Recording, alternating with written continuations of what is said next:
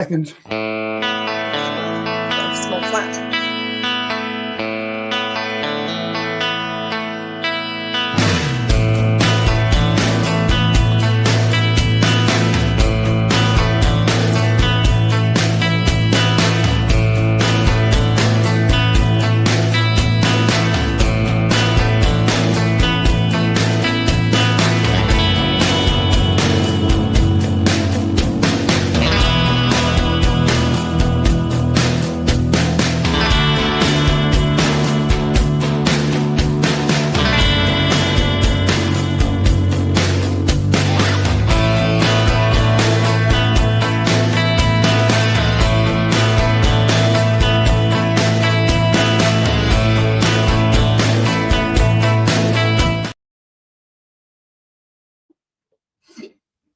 Hello, how are you all?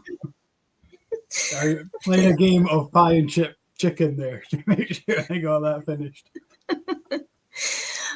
We keep saying every week, but we really need to get a fade in because this is like end and we're live.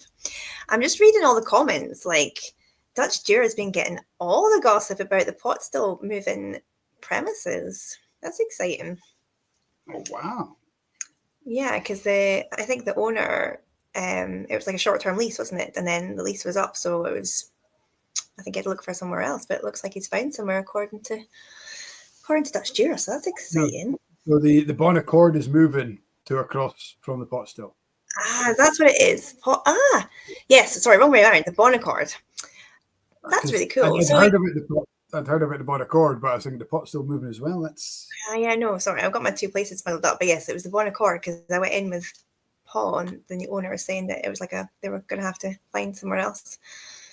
So that's cool that they found somewhere, and across the pot still too. So you'd like stagger from one side of the street to the other, and like not have to walk the full length of Glasgow. That's gonna be good. Yeah, I mean, I think both will benefit from that, won't they? It means that they'll both get a little bit because once you're at one, it's tough to move and go to the other one. So. It is definitely. Well, it's good that he's found somewhere. That'll be good. Yeah, it was such a good venue. The Bon Accord, it was huge. I've only been in for the first time recently. I didn't know it was so big, and really good food. Yeah, it's awesome. Good news all around. Sorry, I got really distracted by all the gossip in the chat because you guys are on it tonight with your comments. We have got Iran saying hello. I think you're a first-time visitor, certainly to the chat. So good evening to you. First comments on tonight. We've got Willis. Good evening. Ryan has got the Laddie 8 and the Benriach 12. He is. I was going to say something really wrong. When you got the glass in each hand, it's not double fisting, is it?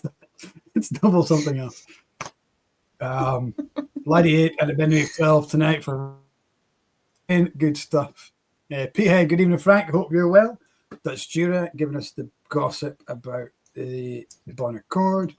The Cascanam from Bob Sanders in the glass for starters. Let's see what else he's got in the glass.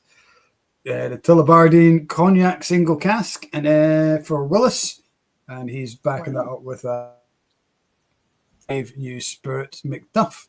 Brave New Spirits announced new brand ambassador just last week. Marcos moving from Northstar. Kind of took a bit by surprise with that one because he was so invested in Northstar, but at least it's still kind of a Campbelltown based, certainly the distillery anyway. So that'll be exciting news for him. He's coming to see me next week. Oh, that's nice. Well, the last time I was in the Bon Accord, Marcos was hosting a tasting in there. It was a Campbellton tasting to help out the owner, Thomas, who couldn't do it for some reason. So he's like anything he does with like 100% enthusiasm, doesn't he? So it would be great for them. Scott Matheson, good evening. Sorry. And Sugar Kitty, good evening and meow to you. Who is a boy? Who is a boy, yes. Learned that. Good evening to Callum, who is also a boy. He is in the Glen Scotia that has been poured since last week, waiting for the Blether to start. Oh, hands I up, think you everyone who's a poured it back boy. in. I think we should just do a hands up if you're a boy tonight, chat. So I can put my hand up. Oh, your face is frozen, like you're. Uh, Oh, you're back.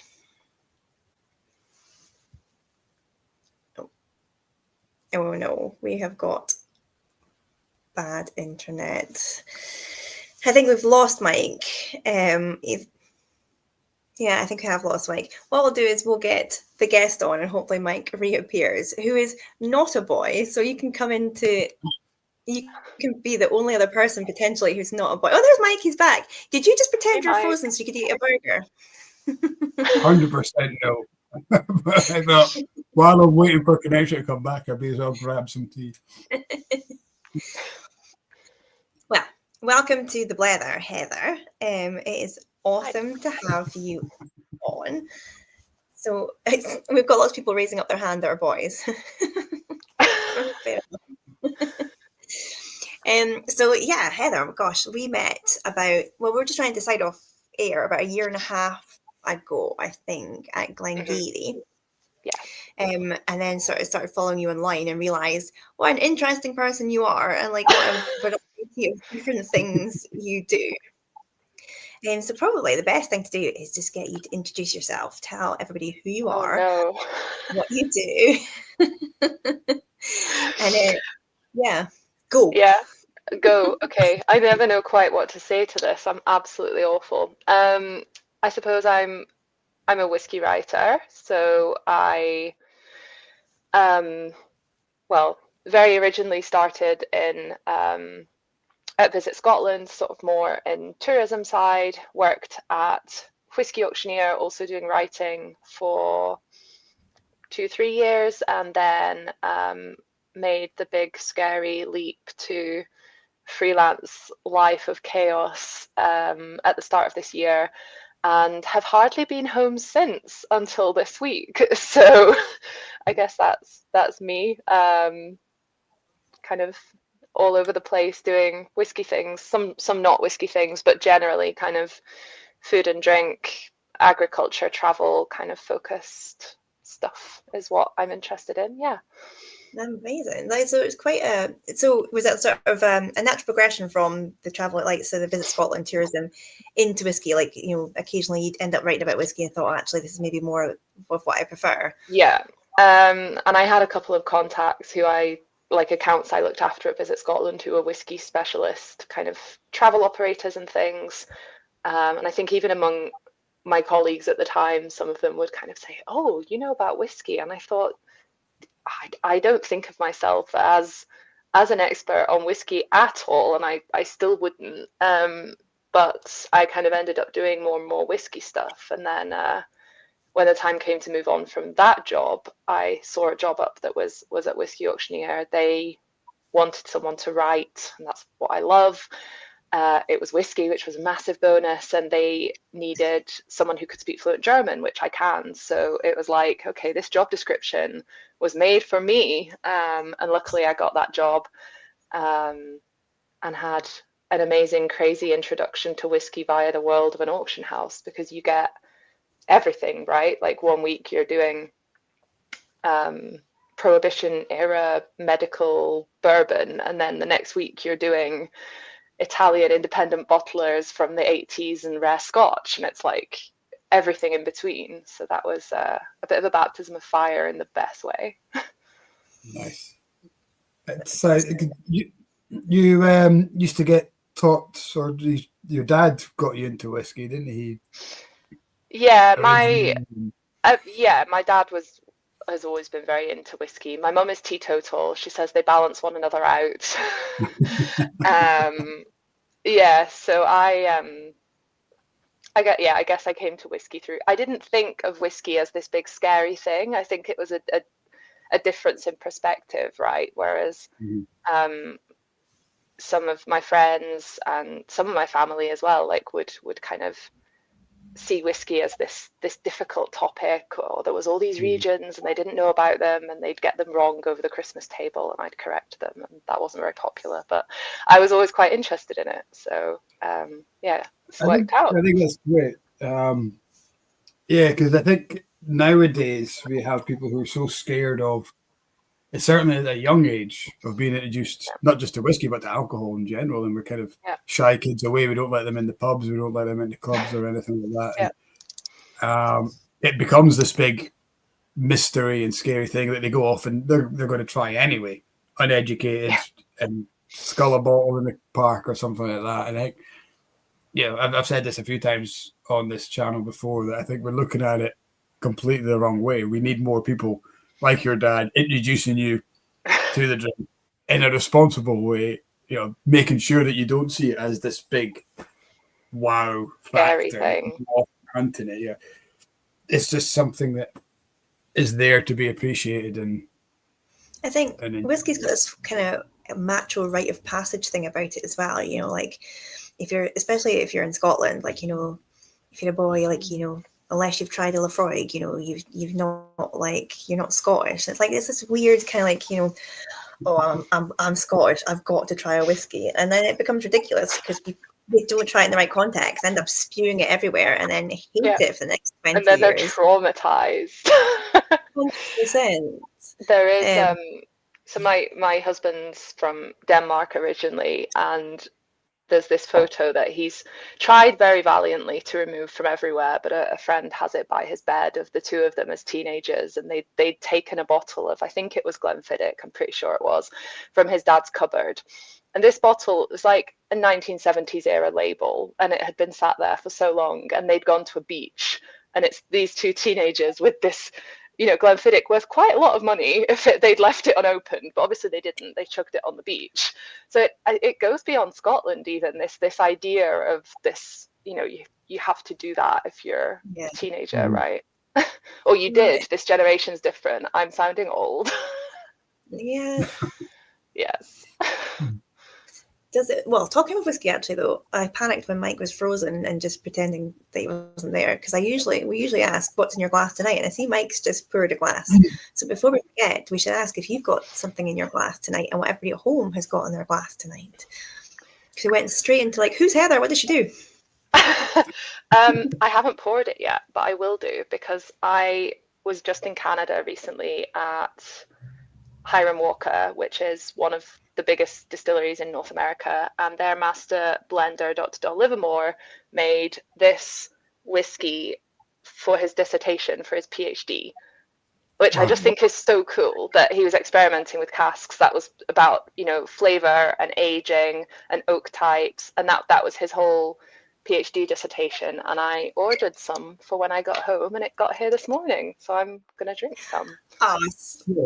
And were your first foray into that whiskey then? Like, yeah, my husband's had some already. He couldn't wait, but it's my first foray. I just thought it was so cool that, like, essentially drinking someone's PhD is a funny topic. Drinking someone's brain, almost. Yeah. Kind of, no.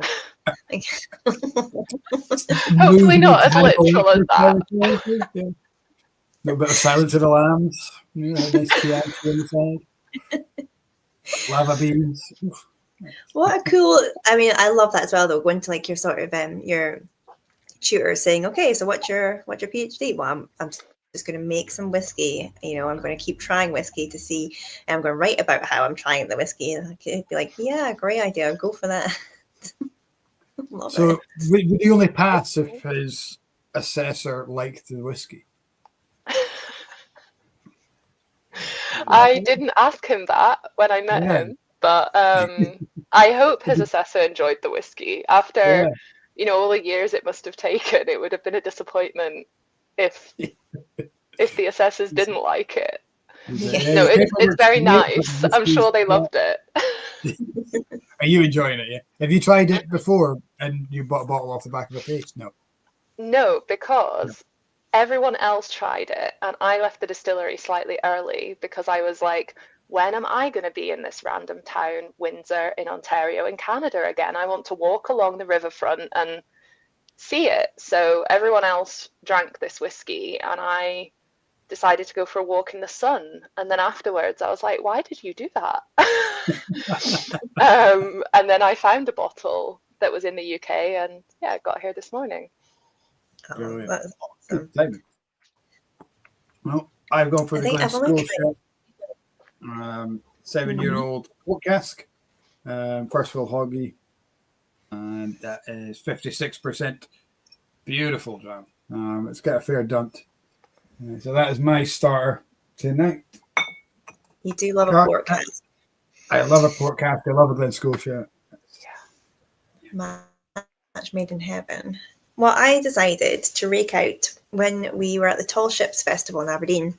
We were one tent down from our friends at Lochnagar. So I went over to see what they had. I'm going to chill out with them for a wee bit in between the chaos. So I picked that up. It is a distillery exclusive, but it is in a finished in a muscat cask, which I've never had before. So I thought I'm going to have one of those. So yeah, that's what I've got tonight. So we've all got something a little bit interesting. I thought, we've got Heather on. I need to go interesting. You have had a muscat wine cask before. I have.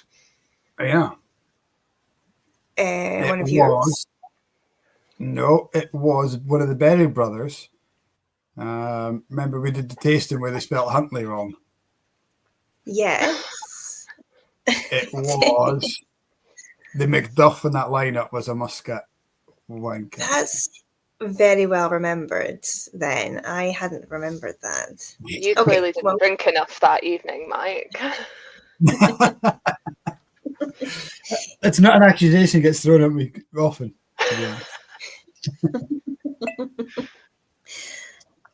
Well, okay, it's my revisit to a muscat cask. You've had at least one. Okay. Well, there we go. So I shouldn't even have bloody bought the shite. No, not really. It's a very good whiskey. And I love Lochnagar because, like, other than going to the distillery, you can't really get it anywhere. Like, even their core range, you don't really get. I mean, occasionally you get it in the shop, Mike, but you don't always have it either. So it's just nice to go to the distillery and see because usually everything in Lochnagar is in a refill sherry. So it's nice to see them put it into something else and play around with it a bit. They're always quite a good price, actually. So yeah, we've all got something a bit different, which is nice. Mm-hmm. Callum has asked Heather. He's sitting there desperate for you to probably say this one because he's itemised it down into regions.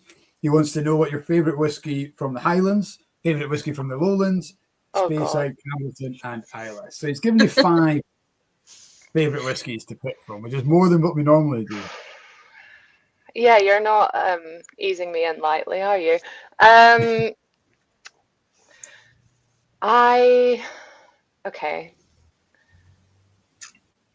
really love Glendronach. I think I love everything from Glendronach. That's a big favourite, but particularly the port pipe. I think that's nice.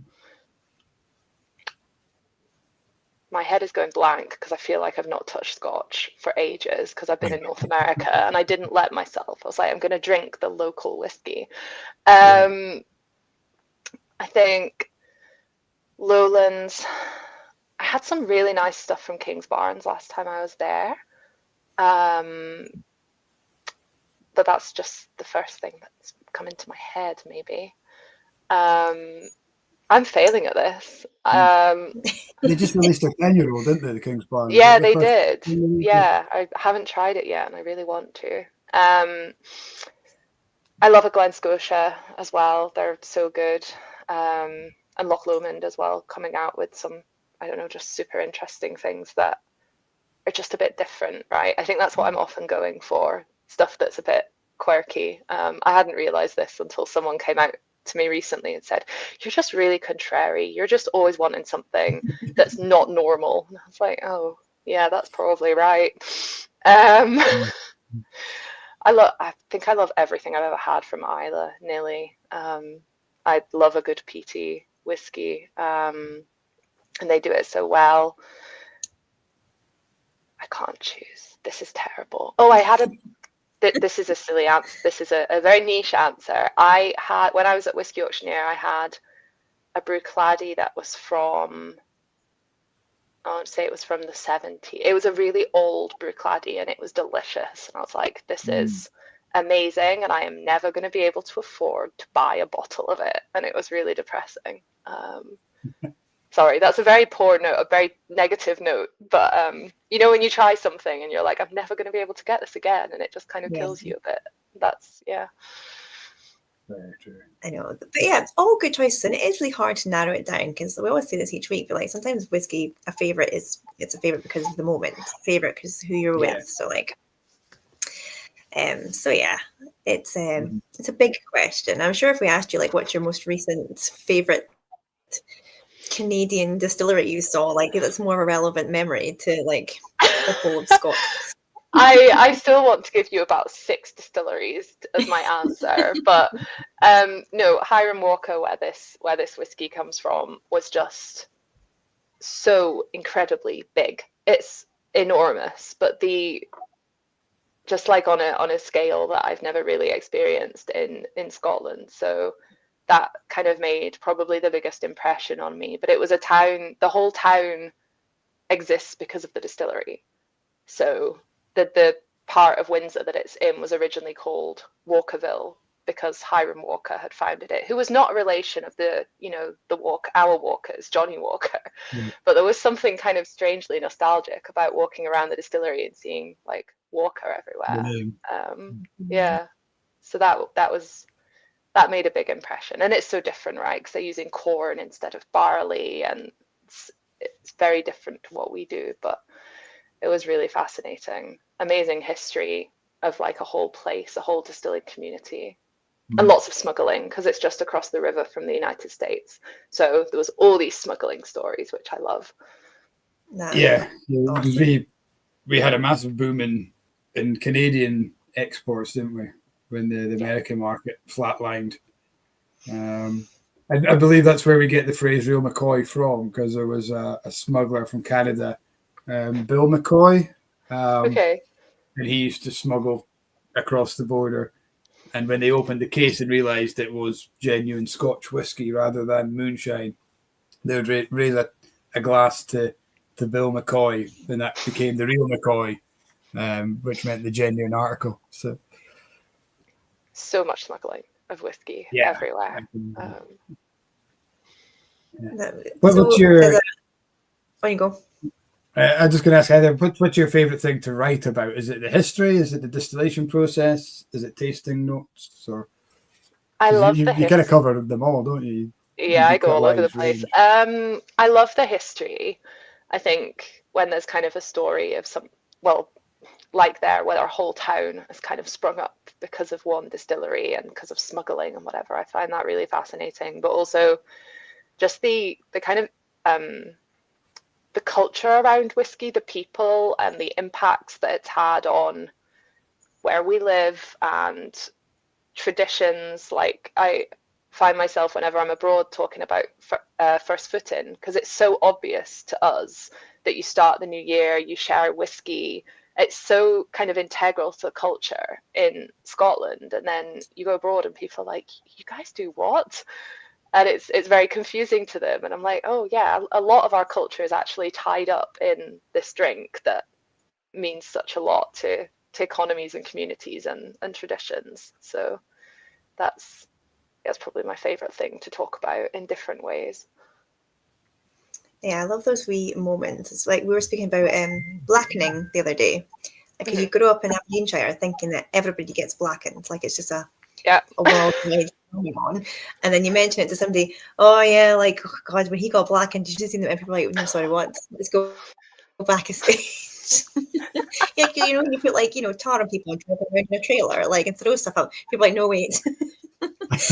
And then that usually involves whiskey at some point too, but yeah, and like the concept of first fittings, I love it, and like you grow up with it, and like you know, there's a pan of stovies on, and you know, there's a piper wandering around the village, and somebody comes in your door, like you know, and there's all the fuss about if they've got like a dark-haired stranger or whatever, and it's just like so normal to us, but to everybody else, they're like, yeah, you guys are weird. Yeah. My husband's Danish. I said that already, but he's like 6'4" and blonde and you know, like not your ideal first footer. And I'm like, I'm really sorry, but I'm just keeping you in the house. Like you're not allowed out. But it's because of your husband's ancestors that's why it's good luck to have a dark-haired person walk in, because if it was a tall blonde person, you were probably being heaved out by Vikings. Invasion. I know. I'm like, you are literally embodying that invasion. Like you're not allowed out. You can take as much whiskey as you like, and people are not going to want you in their house. No, he's going to be the last person through the door. Like, you just wait at the end until we get some better folk through. Can't risk it.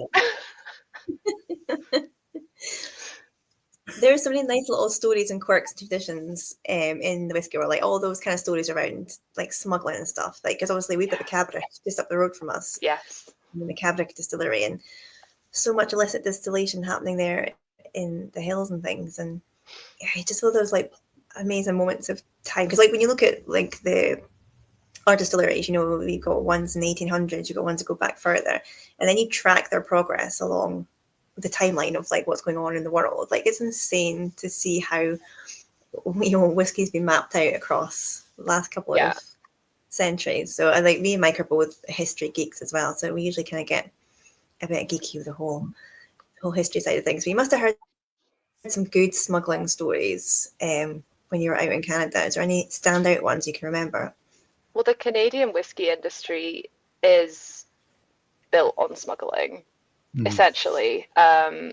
So Hiram Walker, where I was included, and a lot of the other kind of bigger industrial distilleries, heritage distilleries, were at one point owned by a guy called Harry Hatch, he was a smuggler during Prohibition, and he paid off all the border guards. He smuggled whiskey every way possible. He had people in the government in his pocket. Like, this guy was just causing complete chaos. There was no prohibition, because there was prohibition in parts of Canada as well.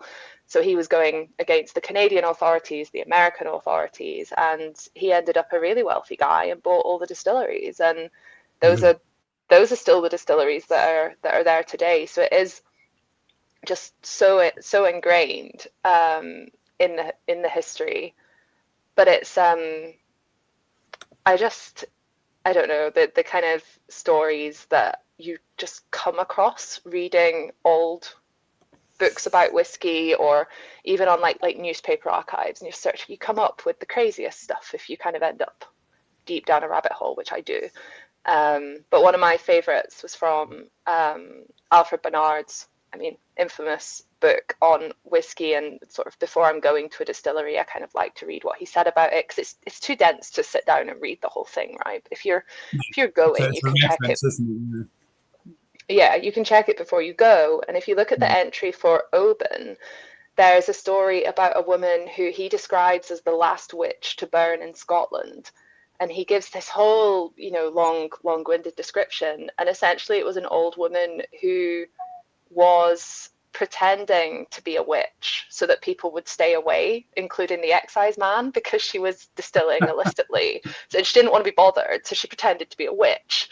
And I read it and I was just like, I love this. This lady was a genius, hiding away up there, and people would bring her peat so that she didn't curse them. And she was using the peat to make whiskey. And I'm like, this is amazing. Kind of had some really quirky people in history doing crazy things with illicit distilling and smuggling. I'm sure I read there's a book about, I'm going to find the it. Scotland. No, yeah, but there's one, it's about the history of women in whiskey, I think. And there was a really famous female smuggler, and I was obsessed with her for a while. And now just my memory's potato waffle. I'm going to go find the book. Okay, talk among yourselves. She does this from time to time. She disappears. I can still hear you.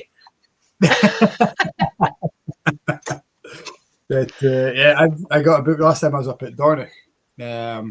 Picked up a book by Philip Paris called The Last Witch of Scotland. And I think it's based on, it's fictional, but I think it is based on a real character. I read the first couple of chapters, and then I put the book down one day and forgot to pick it up again. So I need to go Got back distracted. to other books, more historically accurate books probably. Here she's back. Oh yeah, I have that over there somewhere. Yes. Yeah, it's really good, and it talks about like this amazing female smuggler who was like kind of became like a sort of like I don't know, like a sort of people were scared of her type thing because she was just kind of like a bit so badass. But I'll need to find that chapter again and remember her name. There's not a lot known about her, like it's quite a small amount, but she's pretty cool. Because if you wanted people to keep their distance and not realize what you were doing, you had to be a bit scary, right? That's true. Pretending to be a witch or whatever. I know. Well, I went to the Whisky and Witches at Jane. At the Mother Superior. Mother Superior. Such a great show. So I've been wanting to go for years. And we had Jane and Christine on about 2 years ago now, maybe. No, it was about a year ago. Oh, it's a year ago. About a year and a half. A year and a half. So about when we met, Pat. this magic year and a half period that means we can't remember when it was. It is. It's 100% everything was a year and a half ago, isn't it? You don't remember. I know, it's like definitely not 2 years. Longer than a year must be a year and a half. Such an awesome show, though. Like, I love it. The connection, like between obviously distillation and women. Obviously, we were the first distillers, and then that went from being kind of like something women are expected to do for like making tonics and cure-alls, and even back to like sort of making perfumes and things, to like, oh no, wait, now you're a witch. Don't be doing that now. And then it's just becoming such a negative thing. And the way they put the show together is so cool. And then Christine's got this amazing voice, like she just, it's so beautiful hearing her sing. And then Jane's got this like really quirky way of describing the whiskies and kind of like almost acting out like a wee story, and then just banging drums in between. Yeah, a lot of fun. I've definitely recommend it. I think I've seen it twice. Oh, wow. I haven't seen it this year. I've seen it twice. It's great. And it's really moving because they also kind of reclaim everything, right? Kind of taking their place back. Everyone should go and find that episode, I guess, if it's still up. Oh, it was a very fun episode because everybody got a little bit merry towards the end. That doesn't surprise me with those two. Genuinely don't think I've laughed so much at an episode in my life. It was hilarious. We're talking about a unicorn was just a horse who'd walked into a tree and got a stick stuck in its head or something like that. Yeah, and then Christine described Norway, and she tried to say as flat as fuck, but she said fuck is flat or something like that, and it all just came out completely upside down, back and front. Right? Oh, yeah, sorry, Denmark. Yeah. Norway's not flat. No, it's wrong country. But yeah, it just the whole chat. There's lots of interesting whiskey chat, but it just became a lot of fun. Okay, maybe mainly nonsense, but Jade's just won. What did she win? It was like best promoter, like young promoter of whiskey or something like this, because she was up against Blether friend Ross. I think he was in the same category, Ross Barr, who is the manager at Moral. I think they were both up in the same competition, but I see Jane pipped into the post, which is awesome. So yeah, I'll have to get them back. Talking of awards, I think the online whiskey awards is launched tonight. After our show tonight, the Aquavitas is their guest is Ralphie, and Roy and Ralphie are going to be launching OBSWAS, I think it's called. OBSWAS, Online Scotch Whisky Awards. Okay, so should we expect a sort of notification as best whiskey broadcaster anytime soon? Is this your shout out to get people to nominate you guys? I wasn't surprised in the least when we haven't been nominated for the last 3 or 4 years. What? I'm shocked. It's because you can't categorize us. We're too big. We're too big for category. We won't be held down by a category. We'll go with that. Yeah, absolutely go with that. The best hat. I don't know. Ralphie's cap is pretty iconic. He does. Yeah, he does a flat cap too, doesn't he, Ralphie? Best new whiskey bar for the Foghouse. There you go. You might get that, Mike. Is that an online category? I don't know. We can make I think one. Roy or Ralphie have been in, so I'm not sure if we can jump in there. Anyway, Heather, back to serious stuff. I can't remember if you mentioned it at the start, but you're also a mentor. We're talking about women in whiskey. You're a mentor for the Our Whiskey Foundation as well. No, I was a mentee a few years ago. Mentee. I was a mentee with Dr. Nick Morgan as my mentor, who is an amazing person to learn from in the whiskey world and super, super supportive. But yeah, I think, well, I did that a few years ago, and then this summer after I was in Canada, I was in Kentucky with a group called Bourbon Women, and they do a mentorship program as well that also launches with the sort of, I want to call it a conference, but it's like the booziest, most party-driven conference you've ever been near that involves visiting lots of whiskey distilleries. So conference sounds very stuffy, and it's not.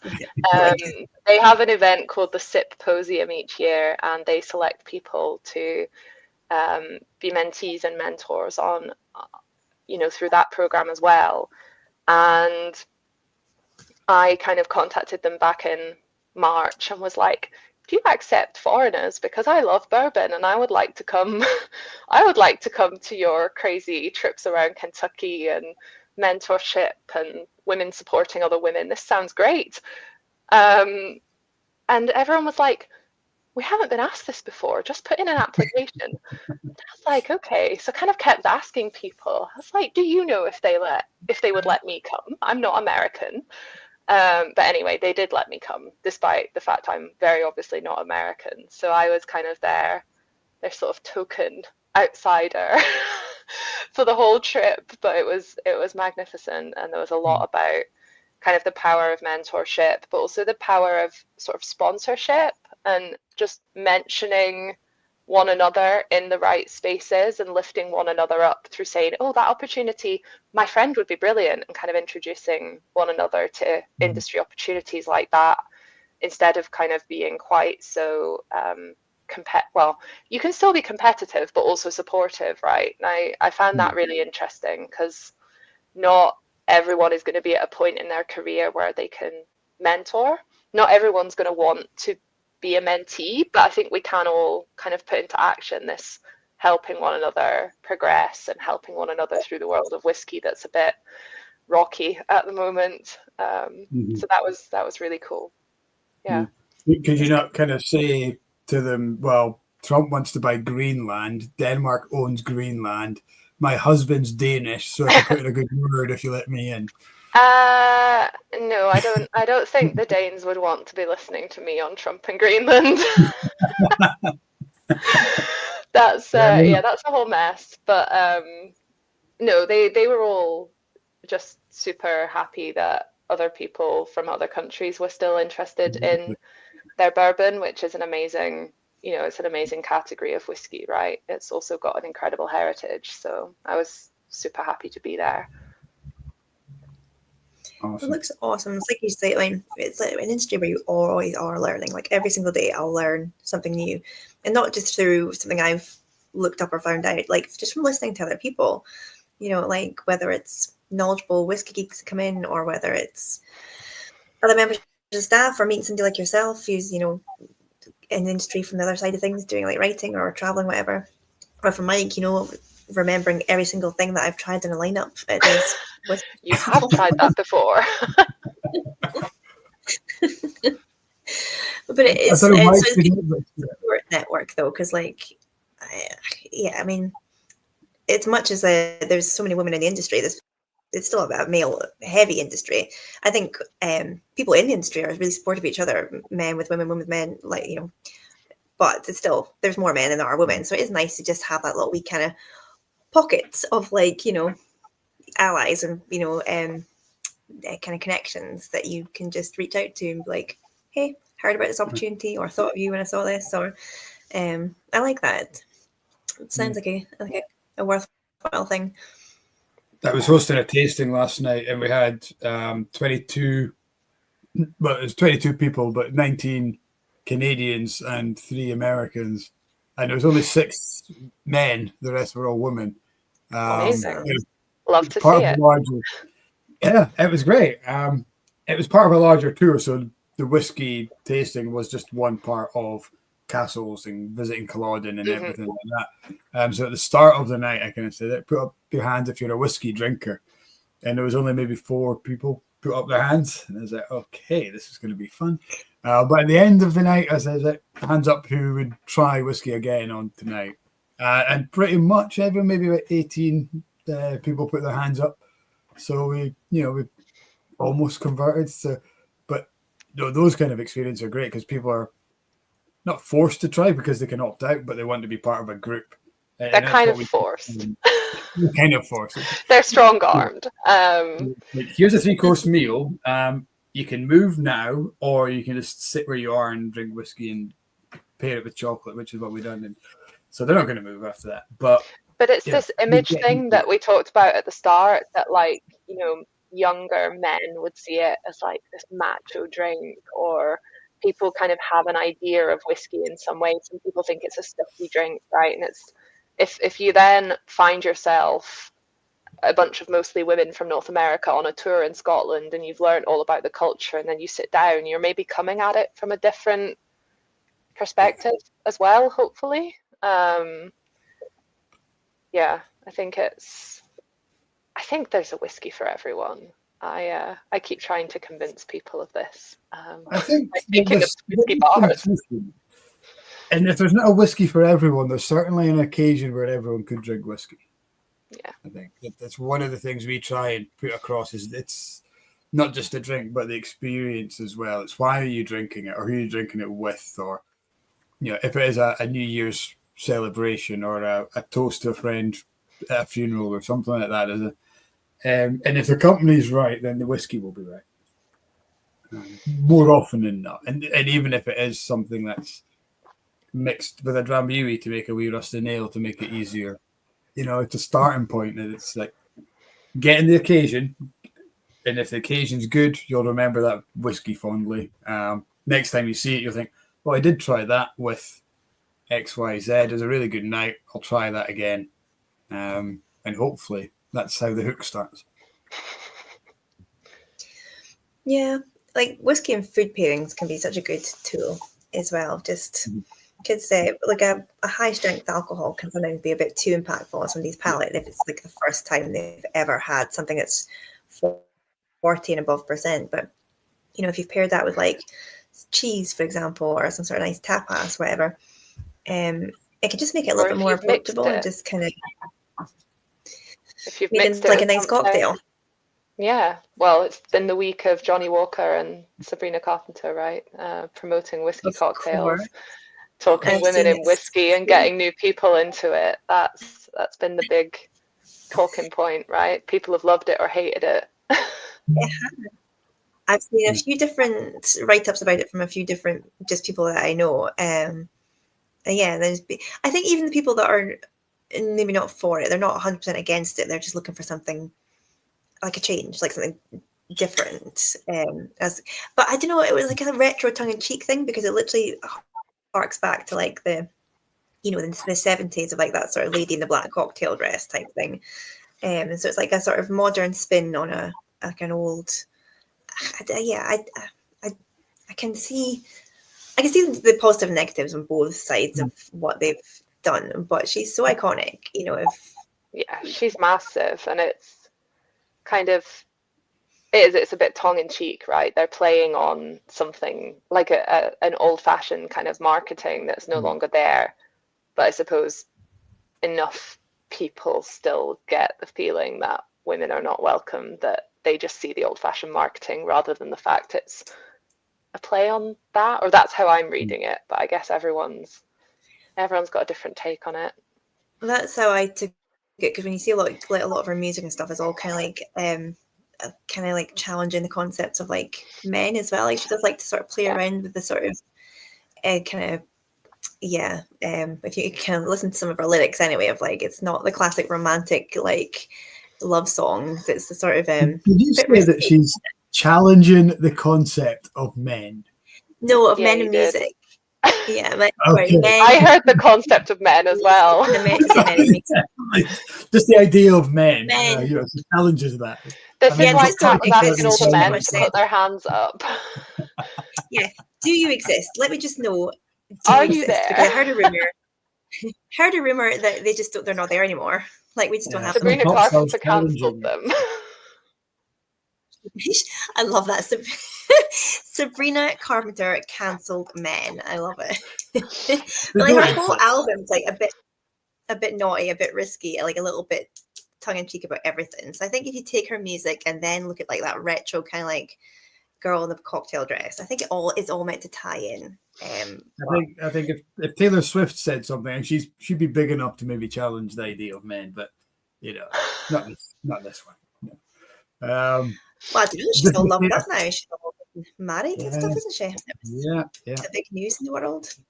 Taylor Swift. I love how I'm like, the big news in the music world was a partnership with a whiskey brand, and everyone else is like, Taylor Swift's engaged. Yeah, because she's not married yet. She just got engaged, but she's had like a different boyfriend. Whatever. Anyway, yeah. Who is it? Who said? I think it's a line Donkey said in Shrek, wasn't it? Celebrity marriages will never last. Word from the wise. As Donkey from Shrek famously quotes.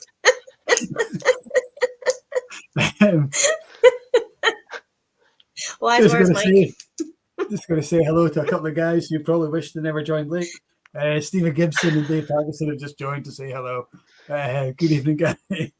Welcome along to what Willis has described as the best non-whiskey chat on a whiskey chat. And that is the award we should be up for in the Oswaz later on. I'm just catching up with some comments. I think Willis has convinced everyone he knows that doesn't like whiskey that the whiskey he has is a lot nicer than most supermarket entry-level products. I think there's something in that as well, and not to diss supermarket products because it's something that a lot of people can afford and enjoy, and there's good whiskies there. But there is a restricted range, and we're saying there's maybe a whiskey out there for everyone. People who are just in that category maybe can't explore as much as they maybe like. I mean, like some of your supermarket whiskies are literally made by some of your big distilleries. They just don't reveal it. Did they not there's like Lidl's, whatever Lidl call their whiskey, like Glen Scotland or whatever. It's like they give it the most Scottish sounding, like Glen McTartan or whatever it is. Oh, it's over there. Ben Bracken. Oh yeah, I was close. Yeah, it's Ben Bracken, and there's Glen. Oh, what's the Glen one? Is it Orky? Yeah, I think it is. Or they're a big one for it. And I think Spaburn's another one who do one of the supermarkets, or Glen Murray do another supermarket. But I think as well, you go to a supermarket and you see Talisker or Highland Park or Balvenie, all these guys, it's all 40%, it's all 10 or 12 years old. They're all fairly similar kind of concept. And it's probably that ones we hark back to the ones that you try when you're uneducated. It's something that's cheap that you can grab and just drink. It's a lot of people's favorite, but it's a lot of people's reason why they don't drink whiskey as well. So, yeah. Yeah, I think if you go into a good bar, like a good whiskey bar, and like say what you like, then people will find you. Yeah. somewhere That's like the what I mean. Bottle or Bon Accord, like you go in somewhere like that and they will find you a Yeah. whiskey that suits your palate, right? But you're only really in those spaces if you know you like whiskey. It's like this vicious circle. Yeah. Yeah, And something I that's love true. about that supermarket brands Talisker above any Glenlivet. If you go into a bar like the Pot Still or something and say, this is what I like, the person behind the bar should be able to guide you onto something that is different enough to give you some scope, but also similar enough that you would enjoy the kind of flavor profile. Unless you are a distillery with a name that nobody can pronounce and you point out to the member of staff at a well-known Glaswegian whiskey bar, oh, you've got Glengarry, and they say, no. I'm like, no, you do. Just left, and they're like, what did you call it? I know. No. But it's fine. I get it. We've got a weird name. That's cool. Just own it. It's all good. Yeah. We've got Stephen asking, what's your thoughts on the new Octomore range pricing? I haven't seen it. What is the price on it? Is it That sounds like very, very expensive? Yeah, it's a job. I mean, Octomore is never the cheapest anyway. No. But I have seen, a lot of retailers are still not stuck with bottles. I mean, it only got launched today, this morning, I think. Normally, Octomore is one that flies. It's just, yeah. I hope they're not going down away because Brooklandy's always been a distillery that has really tried to keep things sensible in terms of pricing. I just Googled it there. The 15.1, yeah, 20 to 140 pounds. 140, 155, and then the Isla Barley Octomore Farm 195. Yeah. It's difficult because everything's more expensive, like from, fertilizer to go with the barley to like glass to fuel to packaging. Like everything is more. And if you want to make like a niche, like a small batch whiskey with locally grown barley, like the cost of getting that barley and then producing probably a very small amount, and then bespoke labels, bespoke bottle, and then trying to, I mean, at some point that cost unfortunately has to work its way back down the line to us. I So think if it was people just like them, Go on. Sorry, crack on. No, I was going to say if it was just them, like prices, then you'd be like, well, there's no need. But it just seems to be across the board, isn't it? It's just. But we've also had 2 summers where farmers have really struggled to grow most crops, right? So it's going to be a problem sort of down the line, and we're going to forget about it. And in 10, 15, 20 years, you're going to have had multiple summers of a problem with supply and raised prices. And we've all forgotten that a couple of years ago there was crazy bad and then crazy good weather. Yeah. I think. Carry on, sorry. Yeah, I was just going to say, things like Octomore, and people buy into the concept of what it is, micro distilled and all this niche concept that they build around it. But even that has a breaking point when it comes to price.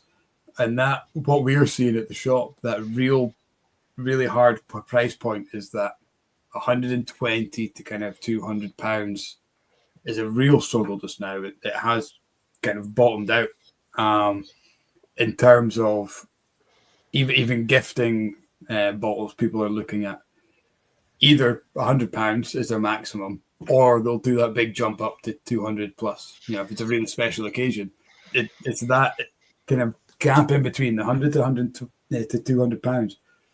It just seems to be a real struggle, and we found that because it just kind of happened as we launched our shop exclusive at 145, and it's like shameless plug, but cracking with it. But yeah, we started, but it's I know it's not our whiskey. It's the fact that market is struggling, and if Octomore can't sell out like it does every year, on sale day, it's gone. and they're now, people are still pushing it, try to get rid of it. Do you think the fact that do you think like so much choice out there as well? Like, people keep talking about the fact that folk are buying, like, shopping smarter, like shopping less, like kind of making more informed choices. We've got so much choice. September always seems to be mad for new releases every year. End of August, September. I don't know what it is. People come back from holiday maybe, or I don't know. But we had Lochlee's new launch today. Glenallachie released Meikle Tor earlier the week, Turbo, and then last week they had the Sintis Batch 2, and there's more coming. A lot more releases coming of new batch. King's Barnes 10-year-old was released yesterday. There's so much coming. Oh, yeah. But, yeah. But you're seeing it, like, also these sort of smaller distilleries like King's Barnes reaching a point where they can release a 10-year-old, where they can release these, age statements and core lines for the first time. And it's super exciting that we've got more choice than ever before, but it's also a bit overwhelming, right, for consumers to go into a shop and look at this and they've got no clue what's the difference between a King's Barnes and a Lochlee and whatever else. Yeah. But we're finding that the victims of the whole thing tend to be, for us, we're not a tourist town or anything.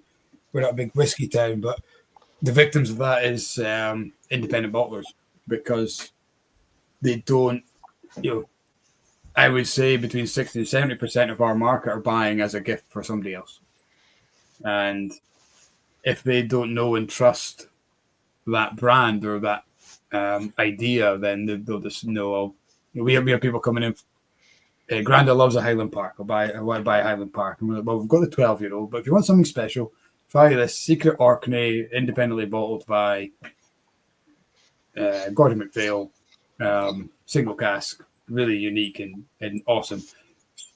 Oh, but no, he likes Highland Park. You're like, well, this is Highland Park, and all but name blah blah blah. Gordon MacPhail is probably a bad example because they actually have the rights to say Highland Park, but I mean, they just don't have that confidence to say, okay, I'll take a chance in that, and and it's that paradox of choice. If you give somebody too much choice, they're more likely just to walk away because they feel a bit overwhelmed than go on and I'll take a punt on it.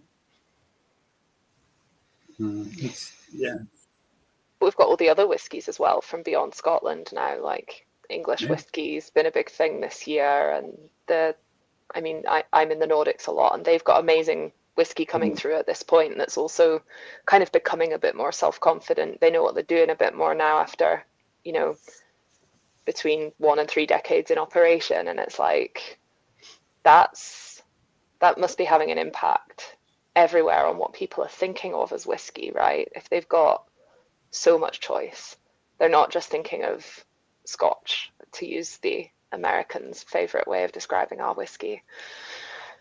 That shows I've been away from home for too long. Yeah. I once had an American lady ask why Scottish people don't call it Scotch. I'm like, just because we live here. Like, it doesn't say anything here. We just call it whiskey. Well, yeah.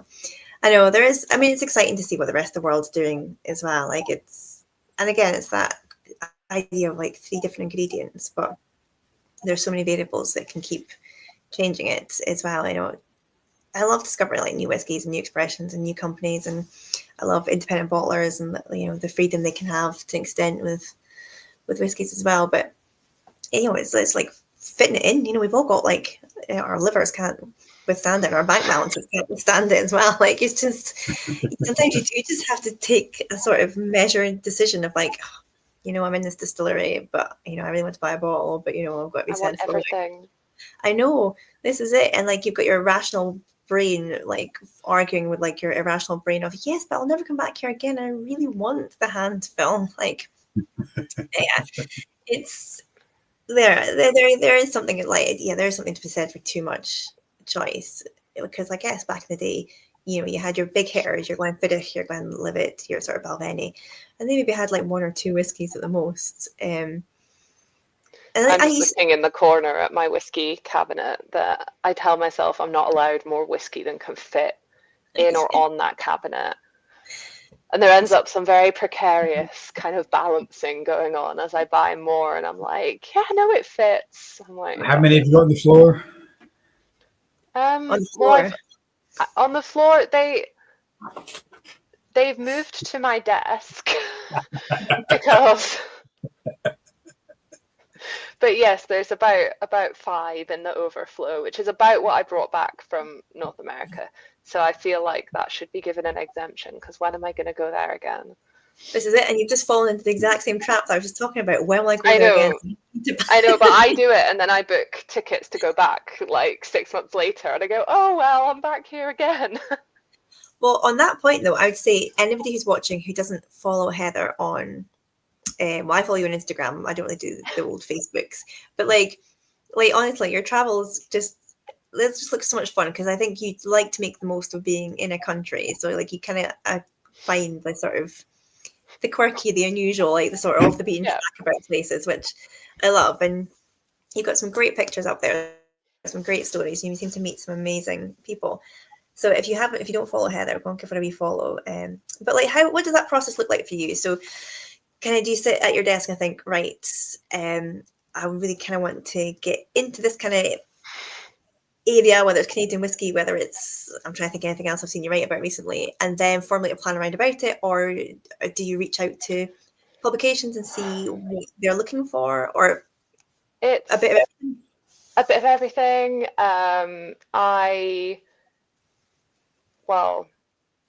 in the Nordic countries quite a lot anyway, for obvious reasons, and I think that kind of got me curious a bit more about, oh, they're making whiskey here, that's strange, do I trust this stuff, can they really be any good at it? And then you go there and they're really passionate and they're really, doing interesting things, and you get hooked, and then they mention another distillery that they would recommend, and then you're kind of like, oh, I have a friend who lives in northern Norway, why don't I go all the way up there and visit a distillery while I'm at it? And my husband's going, these places are nowhere near one another. And I'm like, yeah, but there's a distillery on this island in the Arctic, can we go? And then I'm there for a week. So it's curiosity, too much curiosity. The Canada stuff came through, I kept meeting loads of Canadians, and they were really interesting and really passionate about whiskey, and I knew nothing about Canadian whiskey. And suddenly I had them saying, oh, you should try this, and if you can get a hold of this, try it, it's really good. And I was like, I've never even heard of these distilleries, because a lot of their sort of more premium stuff isn't leaving Canada. So what we typically get as Canadian whiskey here is a sort of cheaper blend, right? And once you're there on the ground and you're trying things from a cask and it's amazing, it's like, oh, I want more of it. And then you end up on a trip in Canada for the summer. So that's kind of what happens.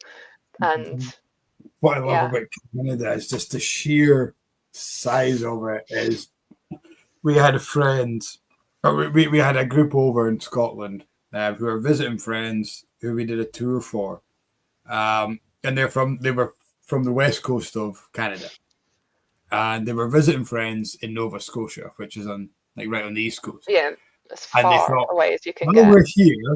While we're here, why don't we visit Scotland? Yeah. What? New Scotland to the original. Yeah. It was quicker for them to get from Nova Scotia to Scotland than it was across. And they're just like, that's just like a day trip to them, just coming over to Scotland because they were all together. But it can literally be cheaper as well. Like the flights from Edinburgh to Nova Scotia are really cheap in the summer. And I think they come at less time as well. Yeah. It's a crazy big country. And yeah, very diverse whiskey. So because they're making it from rye and corn and barley, and some of it's malted and some of it's unmalted, and it's like you just got crazy variety. Yeah. I met a distillery owner. He came out to Glengarry, and I was trying to Google it there a second ago. Like, it can't be what I think it is. I'm sure the distillery was called like Gary, as in like the UK's most, I was going to say average name, but like I'm sorry if there's any Garys watching. It's a But dying it's a name. Gary. It's like There hasn't been somebody called Gary since like 2004 or something like that. yeah, the Garys are dying out. But I'm sure this distillery was called like Gary or something. And the owner, he was lovely, and I wish I could remember his name. Honestly, this time of night, my brain is literally 85% potato waffle. But yeah, like it was the first Canadian whiskey I'd tried, and just like their enthusiasm, and just like they were just so happy to be here, like in Scotland, and talking about what they were doing, and like yeah, just such lovely people. So really, yeah. But again, how do you? If you're starting out as a Canadian distillery, how do you stand out from the crowd if you're allowed to literally do anything and everything? Of like, you could do rye, you could do like malted, you could do like, how do you create a US? You can do everything. That's kind of the biggest strength of Canada is almost the biggest problem as well in terms of their whiskey, because that's the whole thing. But they have an amazing kind of heritage with rye. They're like a proper rye place, and a lot of American rye whiskey that you get, the rye grain itself will have been imported from Canada, so they love their rye. And I think there are some distilleries, there was one I visited called Dillon's, who are doing like a local rye. It's 100% rye. It's all from, I think, within, I'm going to get this wrong, but like within a couple of 100 miles of the distillery, and the oak that they're using is also from near the distillery, so it's local rye and local oak, and it's delicious. And it's like, okay, that's kind of a new localized spin on Canada's rye heritage, right? You've totally just underlined my point there about the size of Canada when you say that, okay, just the local rye is only a couple of 100 miles away. It's like me driving down to Edinburgh and saying, yeah, it's local. I feel like the distillery is gonna email me tomorrow and be like, Heather, it's only however far, but I'm not as far as that, but I don't want to say so. I don't want to overpromise, but local rye and local oak in terms of Canada, that's so big. Within the same province probably is local. Yeah, so it's they have, okay, well, I have a bottle of it, and I should probably just actually check. And you unwrap the paper, which I haven't done, but you unwrap the paper and there's a map. And this is why I didn't know the details, because the details are in the packaging of the whiskey, which I love, but I'm going to now see how incorrect I was. There's probably information somewhere. But yes, it's all... I love the packaging. But yeah, you've got... It's like rolling out a big parchment. Like you're like Indiana Jones, you find like a secret script. Yeah. Look at that. That's cute. I'm never going to get this back on the bottle now. But the bottle's very cute in itself as well. But this is another thing where like it sells out on the day at the distillery in Canada, and none of this is getting outside the country. And I wish it was, because I wish I could buy it, but I've just got to be careful with this one. Amazing. It's amazing. I have played around with rye that much, but then it's not as common, I suppose, in Scotland, and it's an unusual taste, isn't it? It's like you're kind of retraining your brain a little bit. You're like, it's whiskey, but it tastes a bit different. It's whiskey, but it's not barley. What is this going on? It's kind of spicy, right? It's quite nice. It's good with chocolate. I think that's something that we've spoken about before on the chat, is when we're a Scotch drinker or a malt drinker, is we use that to compare other drinks with, and instead of drinking rye or bourbon or grain, we compare it to malt, and we think, it tastes funky or it tastes different. It's like, I think as a whiskey drinker or a whiskey geek, for lack of a better word, we need to understand a little bit more about, we're drinking something completely different. Yes, it's whiskey, but there's Scotch whiskey, there's rye whiskey, there's bourbon, and put that into its own little pigeonhole and judge it against others like it. Yeah. It's like we would never say, "Oh, well, this Scotch tastes better than this vodka," because, well, we probably would because, yeah, we would. But we all it's like- would. But you know where I'm getting at. It's just. And I think most of the guys at home kind of understand that, but maybe it's that wider reach, that general public who don't. Like if I try and say somebody comes in looking for a birthday present and they ask for something that's 30 years old, you tell them the price of a 30-year-old malt, they balk a little bit and say, well, I've got this 30-year-old grain at £200. Have a taste of it. That's weird. And it's normally weird as the tasting note because it's not what they expect. You're like, well, yeah, because it's grain. You try and explain it to them and it's like, well, yes, no. And there's just that kind of concept of, I personally think grain whiskey is going to take off, like, especially in independence and under a single cask form quite soon. I think it's as we look for that age and we look for that kind of prestige as malt goes rocketing. I love it. But I've spent this whole blether saying that I love quirky stuff, so I'm gonna love it. But it's we need that switch to say this is different. Like let's treat it different. Yeah. But it is almost, the fact it's all whiskey, like it's a challenge just to get people to switch gears. I remember when Beyonce released that whiskey, what was it called? Do you remember? Was that yes. I mean, that's very rye. It is a rye, right? Or is it just a rye forward bourbon? It's quite rye. And I had friends say, will I like it? And I was like, well, do you like rye? They were like, I don't know.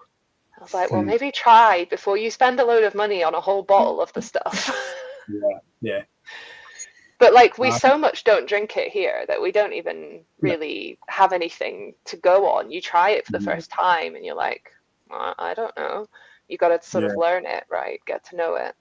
Yeah. And I think if we put it in a blind lineup, it would be too different. People would just balk at it. I think, no, that's not right because it's not the norm. It stands out. Which is, can I jump back to Reb? So Reb has, good evening, Reb. You've been commenting quite a lot on the chat. One of his comments, and I'm just jumping on this because I know the answer, and I'm going to ask you guys if you know the answer. The Brits no pressure. No. We're about this calling whiskey Scotch. Reb says the Brits don't call sellotape Scotch tape either. Yeah. Do you know where the term Scotch tape comes from? Have you been listening to your podcast again, Mike? No, this is just something. I have known this recently, and my head is also not working at this time. I don't know at all, actually. And I'd kind of forgotten that people do call it Scotch tape because it's not something I ever say, actually. But no, we don't. But somebody asked me for it because a customer had bought whiskey and they were trying to pack it up, and they'd asked me for Scotch tape, but I thought they were like just telling me it was Scotch. I was like, yes, I'm very well aware. I know. Well, great. Well done, you bought it. Like I just didn't know what they were, because like English is their second language. It's like Scotch. I'm like, yes, yeah. Yeah, it's all Scotch. I'm like trying to figure it out, and he's like kind of like he's like trying to like do a sort of like charades of like mimicking tape, and I was like, Scotch tape, right? Yes. But we do say like a Scotch egg and a Scotch pie, and I mean we do use it in foods, don't we? Well, where does your Scotch tape come from then, Mike? Tell us. So when it was made, I think it was the 1920s it was made, but Dave, being a painter, knows the answer. Dave Muir says he knows. So there was painter using it and didn't feel there was enough adhesive on the tape, so he used it as a derogatory term because the Scotch were known for being very stingy, and he says, "Oh, it was probably Scotch that made this kind of thing." He says, "There's not enough tape; didn't spend enough money on the stickiness, so it got called." So it was the painting industry that called it Scotch tape because it wasn't sticky enough. We're being slandered. It was a derogatory term, which is probably why we don't call it Scotch tape. Yeah. Yeah, well, and I refuse to, like, as a standpoint. Yeah, so next Everyone time else someone is what asks we you call for Scotch the tape, Dorian. you're still going to be like, I don't know what you're No. talking about. I don't endorse this. Do not endorse this. But I with did not whiskey, know it's that. like a That's premium word, right? In the rest of the world, people will say, oh, I only like Scotch. And I've been in yeah, Scandinavia and people have said, I only like Scotch. And they'll stand there and they'll be drinking a whiskey from Norway. And I'm like, that's not Scotch. That's Norwegian whiskey. And they're like, yeah. And I'm like, no, it's not Scotch. It's, it's Norwegian single malt whiskey, or it's Danish single malt whiskey, or it's whatever. It's local stuff. And they're like, oh, I mean, I don't like bourbon. I don't like this. I only like Scotch. I was like, oh, you mean single malt. yeah. Right. And it's this kind of confusion where good whiskey almost means Scotch Yeah, to Scotch. some people, which we'll have to take as a compliment to balance out the Scotch tape thing. 100. Wow, there you go. Yeah, I'll take that. Somebody mentioned a Scandinavian distillery further up in the chat. I think it said it was a good one. I can't remember who it was. It was maybe. Thank you. Was it not Paul? Oh, I think. Oh, Yeah, Paul Nyberg. I don't know. And Somebody did. Someone Some said, I've name is only Paul just found the Nyberg. chat.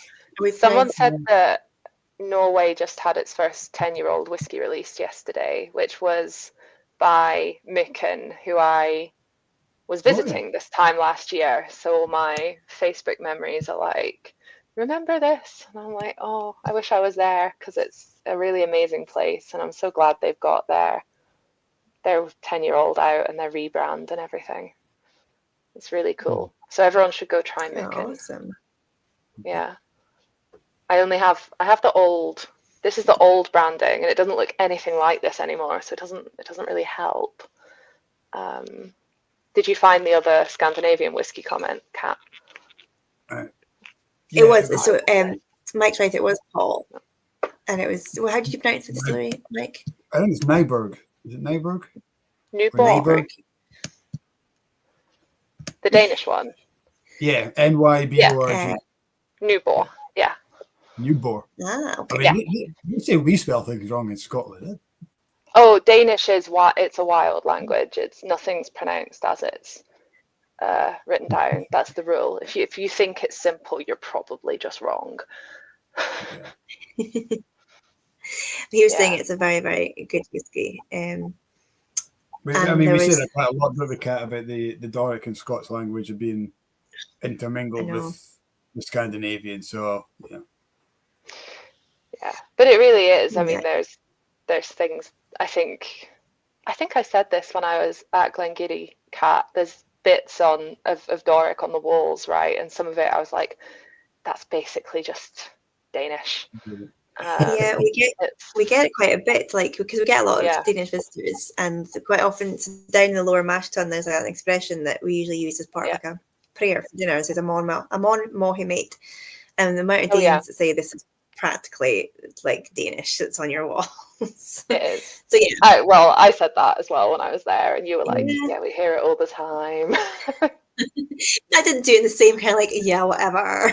No, but I was like, oh, of course, they will hear this all the time. That was silly. Internally, I was thinking that must be what you're meaning, but you're far nicer than I am, so. But I like people's excitement, because, it's like Doric, it's so niche, like, unless you're from Scotland, and even a lot of Scottish people have never heard of it. So to come into like this little wee Aberdeenshire distillery and practically see a version of your language on the wall and be like, wait, what? Like, what is that? What does that mean? Like, the excitement. It's just across the North Sea, right? Like, if you just sailed in a straight line, well, the tall ship races, you've just had those in Aberdeen. I mean, you're right there, so it makes sense that we've kind of all gone backwards and forwards so much that the languages are a mess. Because the west coast of Denmark, everyone says they're basically speaking English, and they're not, but it's influences because they're fishermen who've come to England and Scotland. I remember as a young lad going to, we had a family ripe, so a family gathering, going up to my dad's farm where he grew up, and my dad is pretty dark, pretty broad. But it's also obviously lessons with us because we go to school and we kind of pick up different accents. And I can understand my dad fine. I can understand my mum fine. But see, when I was a boy of kind of 5, 6, 7, maybe even a little bit older, and my dad's brothers got involved in a conversation, it's like, you what? You what? It's like even I was like to catch up on what they were saying, and then you introduce like I get used to it now, and I understand what they're saying quite fluently. But you introduce like my wife, who's English. It's not her fault. She's lost. No, but we'll introduce her to that, and she understands my dad quite fluently. And I talk to my dad or my friends. I turn a little bit more dark, and she can pick that up. But when my dad and his brothers get involved, it's just whoosh, what's going on? It is like they're talking. They be as well talking Danish, and I don't think it's not because the accent changes or anything. It's the speed. I think it's the speed that puts people. Matches. It's like I can understand Tony's brother, who's quite English, but when he speaks to his friends, they go into that slang kind of dip, that casual kind of English that they all know, and you kind of lose track. If I've not been to England for a long time, like I'm just completely just lost. And then you tune in, right? You get used to it. So with your German, is it just something you picked up and studied yourself, or do you have German family?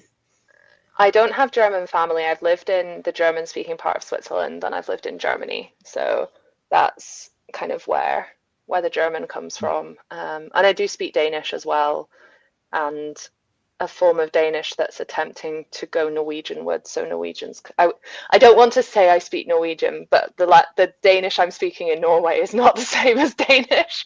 So like, I don't know what I'm doing, trying to make myself understood in this country. So I can, and I speak some Icelandic because I've been in Iceland a lot as well. So I mean, why not? That's amazing. 4 languages isn't enough, so I thought I'd just learn a little bit of Icelandic to add. Yeah, why not? That's amazing. One of my Frank, who is from the Netherlands, Pete Head has said Danish is like Norwegian. It's just the Danes keep all the words inside their mouth. Yeah, you keep it in your throat. You have, and then when I'm in Norway for a long time, there's certain words you swap out, but most of the words are the same. It's just a pronunciation difference, really. And I adapt to it quite well, and my husband just doesn't. So people will be fine with me, and then he'll start and they'll just be like, what? Because he's just keeping it all in his throat, and I'm like, you've just got to open your mouth and throat a little bit more and you're fine. And he's like, no, I can't do it. But I guess because I learned Danish as a second language, a fourth language, I'm a bit more kind of flexible with it than him. I mean, I struggle with English a lot of the time. So how you've got 4 other languages on top of them? No. But they're all related to one another. So it's kind of like you get a head start. That's really interesting. I think Jeremy said something about potatoes in the mouth or something. I guess he's meaning like that thing of like. Yeah, potatoes in the throat is like the nicer way to say it. I had a Norwegian once go, everyone sounds like they have got throat cancer. I was like, oh, thanks. That's a lovely image. It's a funny language. But I was trying to open the Micken and it was stuck. I don't know what I'm going to do with this. So it's the leather curse, because every time I try and get into a bottle, I can't open it live, like on air, and I can't. It's not. Anyway, I did open this Danish one instead. That's a beautiful bottle. Yeah, they're very nice. It's a single estate. It's like a farm distillery. So I think it's 7th or 8th generation family farm, and they've opened a distillery there as well. Called Two in like the northwest of Denmark, and they're really nice. This is a spelt rye barley blend that's really good. Yeah. Awesome. We're having a proper kind of trip around the world with your whiskey collection. I've gone as far as Loch Nagar. I haven't gone very far. Although I've got Aurora from oh, nice. For I might go and get that one. Oh my gosh, I have to go and visit that distillery, and they're just the nicest people. For the James Glengarry, beautiful Morgan, and yes, Colin gave me a little drive in the Morgan, and I ended up looking like Bridget Jones in that film. You know, when her hair's massive. See, I've still never got in one of the cars, which is terrible because they've got one up in Norway as well. I've been to the distillery. I was at the distillery in February, which was amazing. Everyone should go. But it's, the stuff they're doing up there is crazy. And like the experimental release. Did you try the Vanaheim, Kat? It was like a teak cask finish. And to me, it just tastes like, this is me showing I speak German, like an apple strudel, like apples and butter and almonds and cinnamon, and it's just completely delicious. And you wouldn't be able to, obviously in Scotland, where we can only use oak, you couldn't do that. So it's like this fascinating flavour that we couldn't get here. Yeah. We have a bottle of that in the Foghouse Bar. They were over recently, and they visited you guys, Kat, at Glengarry, and then came back down to me for just a quick fire stop. And we did a whiskey tasting, and they left me 2 bottles, and that was one of them. Yeah. And it's so good. These guys they're doing such an amazing job. First time I met them was by chance. Me and my wife were on Rassay, and Alistair was showing them around. We just kind of went along and did the tour, and we're sitting in. We bumped into Alistair and these two guys having a chat. So I just went over and said hello. He's over this way to go to the warehouse. Do you fancy coming along? So, of course, Colin said to Tony, do you want to jump in the Morgan? I think Tony was pregnant with Killian at the time. So she wasn't drinking. So she got the benefit of having a trip out in the Morgan, drove up to the... I was stuck with Alistair and Torpeter in the civilian transport up to the warehouse. We had a great time, and since then we've kept in touch, and it's been such an amazing journey to watch. We really need to get back or get over to Norway. Maybe we'll do a blend live from Aurora facility. You should do that. We're not talking Scandinavian, so I thought I'd go a different part of the world. I've just opened a Milston 10-year Brent Cook. We spoke about it. And I think it was Billy Abbott who were speaking to. I think it went on. So this is one I got as a gift. So I thought, why not crack it open? And my next plan, because that's completely worldly. And then I looked over as I was getting that, and my next round I'm going to drink this for you, Heather, because I think you mentioned it. One of your favourites. My complete mind blank when I was asked for favourite Scottish whiskey. I just couldn't do it. What is this? Yes. Yeah. I mean, there's not much left. My husband's still in the doghouse because I bought a Glendronach that I can't remember which one. I bought one that had been discontinued. And then we bought just, the Portwood. And he had a friend visiting from New York, and I said, "Oh, well, you can, give him that Glendronach that we bought to give someone, and then ended up not taking. We gave them something else, whatever." I was like, "You can gift it to him. He'll enjoy it. I know he'll enjoy it." He didn't gift the bottle that I'd bought for someone else and not given them. He went and found the discontinued bottle, the fancy stuff that I'd been keeping, and gave it to his friend from New York, who then took it home and phoned me and said, "This whiskey's brilliant, and can you get me more of it?" I was like, no, and I can't get myself more of it either. He was not meant to give you this. But he enjoyed it so much. It's fine. Like, it's all good. But I was just like, what have you done? You went right through the cabinet to find this. I feel like Like, me really- taking this in front of you is just going to open up old scars. No, I have a bottle of that upstairs. Okay. It's fine. I just poured whiskey on myself, but it's just that time in the evening. Yeah, I'm glad it's not just me. Yeah, I mean, gosh, the fact that he enjoyed it and like it was a special gift, I guess you can forgive him for that. But yeah, you hear stories about that all the time, though. Was there not like a prime minister or something that had said that like somebody like a foreign dignitary had come into their house and just kind of No, I think it was it not Keir Starmer was saying it about Angela Rayner had let herself, was like waiting for him in the living room, and he said she could have a drink, and she opened a bottle of, I think it was a bottle of whiskey that he'd been saving. That's exactly what it was. Yeah, because I think she spoke about it. I just wouldn't open said, someone else's open the wrong whiskey. thing.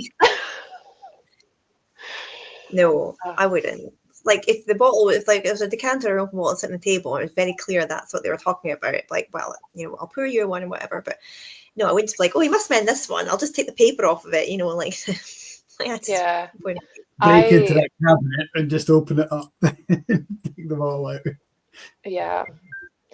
No, my husband needs to be forgiven because it was it was an easy mistake of, give him the Glendronach, and I meant the one that was on the side, and he found another one. You said he needs to be forgiven. That alludes to the fact that you haven't forgiven him yet. I'm still talking about it, aren't I? So I'm sharing it with the internet now. Yeah. Yeah, it's like almost like you're trying to convince yourself. We were talking about chips earlier on. There's still that little one on the shoulder.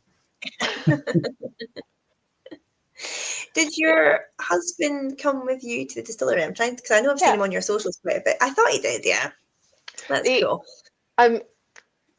I'm really shy on my socials naturally, and we got to a point where the two of us went to a whiskey tasting in Edinburgh, and he was recognised by two people who were like, "You're a whiskey person. I see you on Instagram." My husband has no social media, and he was like, "No, you really don't." And they were going, "Yeah, we do." And I was like, "Oh, it's because I post pictures of you and I don't post pictures of myself." And at that moment I was like, okay, I need to do something about this and actually like get over myself, because it was it was a bit of a reckoning evening for me of, oh dear, people think he's the whiskey person and he's a software engineer. It's not the same at all. He just gets not to the enjoy same the perks. thing. Yeah. He's also hard to miss, being 6'4" and Danish and This was also why these people were so insistent. I have seen you before, and I was like, yeah, I get it, but you haven't. He's not a whiskey person on social media. Oh, that's brilliant. Talking of large Nordic people, you're talking about Icelandic folk. One of my favorite tour groups I ever had. I'd not been long at the distillery, and it was a group of Icelandic folk, and they were massive. I'm 5'2", so I'm knee height to most people, and these it was just a big group of lads, and they were just huge. Like they were literally just made out of mountains, and I'd very it was back before we go back to maltings, so the malt barns used to be locked through the day. So as a guide, you used to have to carry the key to let people into the longer tour. And I'd forgotten the key, newbie, fresh out of the box. They've got this big group of lads. And I kind of went to open the door. I was like, oh, door's locked. And the guy next to me said, you want us to help you open the door? I was like, no. He's like, we get Bjorn, open the door. And this massive man came over. I was like, no, you're fine. I'm just going to go and get the key. You're like, please don't break the distillery. But they all went to the malt barns, and because they were so tall, they could their heads were spread touching the roof. They're all thinking it was hilarious. They could touch the roof, and I was like, oh look, I'm too short, I can't do it. So here comes Bjorn and just picks me up like a little rag doll. He's like, go now, you touch the roof. Okay. I love Iceland. I love Icelanders. It's a great place. It looks beautiful. You see all the photographs that people have of like that black kind of sand and those waterfalls and the northern lights and stuff. It just looks insanely nice. We'll have to go one day. The funniest thing is when you go to like normal white sand beaches in Iceland, because they don't have many of them, and they'll be like, it's a white sand beach. And I'll be like, yeah. And they're so happy because like, well, look what we've got. Look. That's so cute. And they are lovely white sand beaches as well, but it's like so special to them because it's all volcanic, right? And I'm just like, okay, cool. No place. Yeah. So the island I used to live on the west coast, one of our beaches was black sand because it was ground down slate. And then the beach on the other side of the island was white sand. So you could literally just take your pick of like white sand beach or black sand beach, which is kind of cool because you don't see the black sand very often other than Iceland. So, but yeah, nothing to do with volcanoes, just ground up slates. But pretty cool to see to go and stand on a black beach. Yeah. I don't think I've ever, which island is it again? I've been nearby and I've not been there because you commented on my Instagram, I remember. Yeah, you were so close. You were so close to where it was because you went, you were at the bridge of the Atlantic at on the Isle of Seal. And I was like, oh my God, if you'd just gone like 10 minutes up the road, you literally would have been But I had my mother in the car with us who was very car sick. Like she's car sick everywhere. She doesn't tell you until she's like, nearly vomiting, and she doesn't drink. So it's not even like we can then go to a pub and she'll get over it with a nice dram. She's just sick and sad, and it's like, okay, we'll take you back again. It sounds like the worst day trip ever. I feel really sorry for her because I keep being like, oh, you would love this place, I want to take you. And then I think about it a bit more and I'm like, actually, no. And she's equally like, no, I couldn't do it. If you could just pick her up and place her, she'd love it. But it's just to get no is the issue. Getting there. No. Yeah. And the West Coast, like the roads, you're like, they're so windy, you're like twisty turny, and like can't do it. No, that's a shame. Oh well, you'll have to go back one day without your mother. I will. And go feeling. Oh, yeah. I mean, I think we've covered the whole world, really, haven't we? From like, we've been but I knew we would. I knew we would with your chat because you are here, there, and everywhere. What's the next trip planned? Next thing you want to explore? The next thing you want to write about? What's on the horizon? An article for American Whiskey Magazine about distilleries at high altitude, and next week I'm going to the highest altitude distillery in the world, which is in the Swiss Alps, and I'm very excited, obviously, because it's crazy, and I didn't know much about it until I started kind of digging, and then found out crazy things like, the boiling point is lower because you're at such pressure. It's so different to at sea level that the whole distilling process works at different temperatures, and the new make is kind of more floral and and I'm like, this is so cool. I want to go and find out about that. So that's the next adventure. So as a cool. journalist, and you get commissioned to go and do this article, do you have to pay yourself to go to like these weird and wonderful tropical places, or do they? Because I could write whiskey. I could write about whiskey. You're like, I could do it if someone will give me the money for it. So this not saying the articles will be any good. They won't be up to your standards, but I could write. In some cases, the distillery will pay for me to go and visit. It kind of depends. In this case, I was going to Switzerland anyway, came up with an idea about I was like, I wonder if there's a distillery to visit, and there was, and then I went down a rabbit hole, and then I said to them, well, can I come and see you? I'm going to be, relatively in the area anyway, and they said, of course you can, and I've spoken to them, and they're lovely.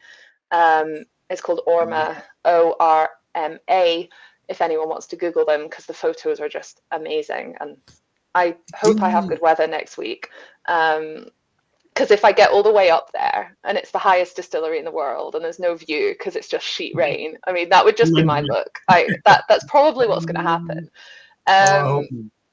But yeah, sometimes it's more like that, or yeah, it kind of depends. The trip I did in Canada was kind of a strange one because it was a few of us wanted to visit these distilleries and got in touch with them and kind of organized it for ourselves. So the distilleries covered costs and experiences, and we also spoke to the local tourism authority, but basically it was a group of us who got together and said, we really want to write about Canadian whiskey because there's interesting stuff that no one is hearing about, and that's kind of how that one happened. But that's not normal. That was kind of a big kind of push from a few of us who all were very invested in going. So yeah, different things work in different places. When I went to Mukin, they just said, you can stay, it's a tiny island, there's only 13 people who live here, but you're very welcome to stay, you've just got to sort of turn up. And I was like, okay, I can turn up. And I wasn't planning to write about it. I did write about it. I've written about it in an article for Barley magazine, and I know them, relatively well after staying on an island for a while with only 13 people. So I'm doing some more writing about them soon. So it's all different. You've got to be very determined, Mike, and then turn up places. That's the point. Flag your way in. Yeah. Andrew Smith from Little Brown Dog has been there, and he talked about how determined. Yeah, I think it's a good way of doing it to get there, is because it's not just you fly to Norway and then jump in a boat. It's like it's Norway and then to the top, then further over. It's like, yeah, I took a train, 2 buses, and a boat from Trondheim. And there's no direct flights to Trondheim from Scotland. I'd got to Trondheim from visiting friends in Oslo. So it's a trip, but it's really worth it because it's magical. It sounds absolutely amazing. And without you writing these articles or like popping onto things like this, I probably wouldn't have known that actually existed. So like, well, it doesn't make sense, does it? It sounds fake. It sounds almost like something I've just imagined, like 13 people on a little island in the Arctic, and there's whiskey. And there's a whiskey distillery with a maturation warehouse that has won a major prize for architecture. Like, it's really, really crazy, in a good way. But they are going to be at which show is it? I think London Whiskey Show this year. There's like a Nordic pavilion, and a lot of them are coming over for that, which I think there's such good stories there that people will enjoy connecting with those distilleries, right? I've got an image in my head of them all just coming over. Let me say they're coming. The Nordics are coming. Like, they're all just going to come the in. Vikings are coming. Yeah. Just with their whiskey, like their standard. Long shit. Rowing up the Thames. Up the Thames. They should do that. I should suggest this. We're like, have you guys thought of getting a replica longboat on the Thames? Yes, they 100% should do that. They should do that. They could throw their whiskey to, like, what's it called? The Thames Clipper, like the Uber boat. Yeah. They could. They could. Just that's amazing. But yeah, it's such cool places around the world. Reb is asking, are Swiss warehouses full of holes? Holes? Oh, because like cheese. Because of cheese. Okay. Cheese, yeah. I will report back, I suppose. And if they are, I mean, I presume they're not, or people might be sort of trying to get through the holes to get the whiskey. They just maybe just slightly smaller than cask size holes. Yeah.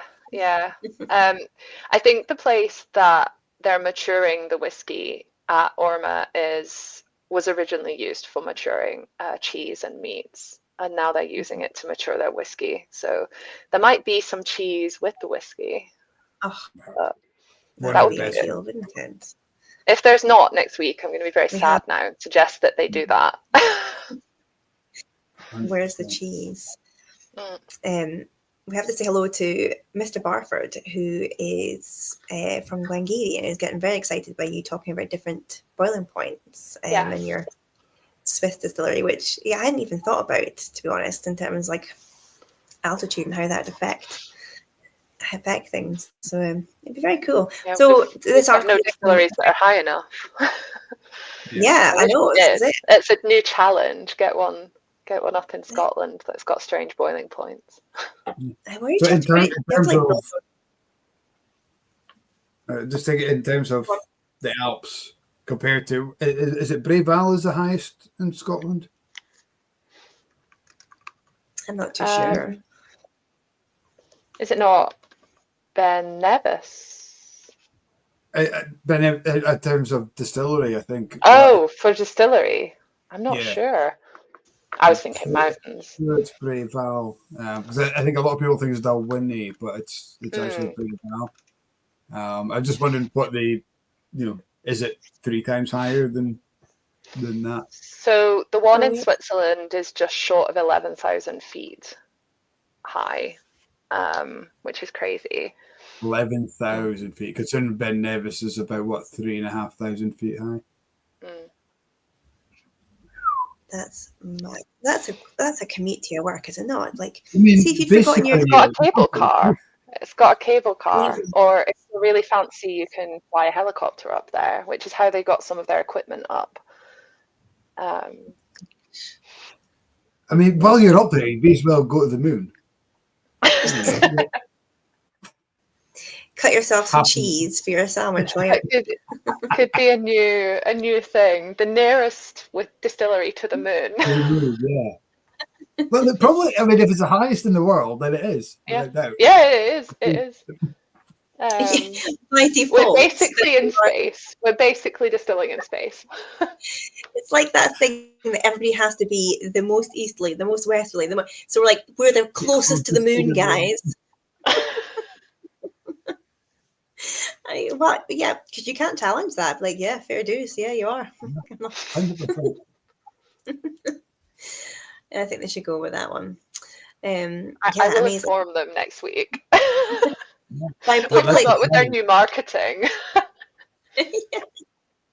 Closest to the moon. It does sound like these places do sound like they could be honestly in sort of fairy tales of your island distillery with 13 people and the distillery closest to the moon, which we have elaborated on slightly, but the highest distillery. It's amazing that they're just put distilleries in these really remote, unusual places. It's very, very distilleries in Scotland and Ireland originally were in the most remote places, right? Yeah. They're kind of pretty well suited to being, you need a lot of space. You need remoteness. Oh, you don't need it, but I think it thrives in it, right? And it brings people to you as well. Guys like yourself and half the guys in the chat will make sure that they get there. They want to get there and see it, and it's a pilgrimage. It is. As Michael Barford says, it's one for the bucket list. Yeah. Oh, I should make a bucket list of distilleries, actually. Try and cross them off in the next 10 years. That would be great. I thought you were making a bucket list of languages. Oh. I think that's already ticking in my head. But no, distilleries. You should do a sort of off the beaten track, au contraire distillery bucket list of all the ones we don't know about that are not conventional. You find them and write a wee book. I would buy that book. The bucket list distillery book. Idea. Yeah. Okay, maybe I should do that. Although you have to obviously thank me in the foreword. I was obviously, yeah. And they'd have silly titles like nearest distillery to the moon. Yes, we'll do your chapter titles. I am so bad at titles of things. It's a what would be the nearest distillery to, I was going to say hell, but the core of the earth? What's the lowest sea level? Is there? Would there be? I feel like I mean, there are some places in America that are like really below sea level, like. And I wonder but they wouldn't be low enough to alter the bucket, the boiling point. No. The bucket. Yeah. Alter the bucket. If you dug a long way down and then you built a distillery. Yeah. An underground distillery. I mean, underground's probably Anybody been doing done. that? It's probably a very bad I mean- idea, really. Yeah, it can be invaded by moles, and I don't trust moles The at fact all. that it's a very bad idea means that people will do it. That's the problem. Yeah, well, so I was thinking milk and honey. I was thinking right next to the Dead Sea is probably. I mean, that's quite cool as well. Maturing next to the Dead Sea. We had Shilton on about a year and a half ago saying that they lose so much. Is it like 25% or something like Yeah, that? it was insane. It's ridiculous. Well, But maybe they that's do. another article. Distilleries below sea level. Some of the ones in like Denmark and the Netherlands must be below sea level as well, because a lot of the countries, like they're so flat, a lot of that's below sea level. Mm-hmm. I feel like we're literally just giving you the next 6 months worth of things to write about. So, we've got I you love covered. that. Just brainstorm away. Collective mind. Yeah, but no, the mountains. I think the mountains article is going to be nice. Going to talk about how do people also some in Colorado. It's American Whiskey Magazine, so we have. I keep saying our Whiskey Magazine, which I need to stop because Whiskey Magazine is kind of global, looks at whiskey globally, and then they have American Whiskey Magazine as a sister publication that looks kind of more closely at everything USA.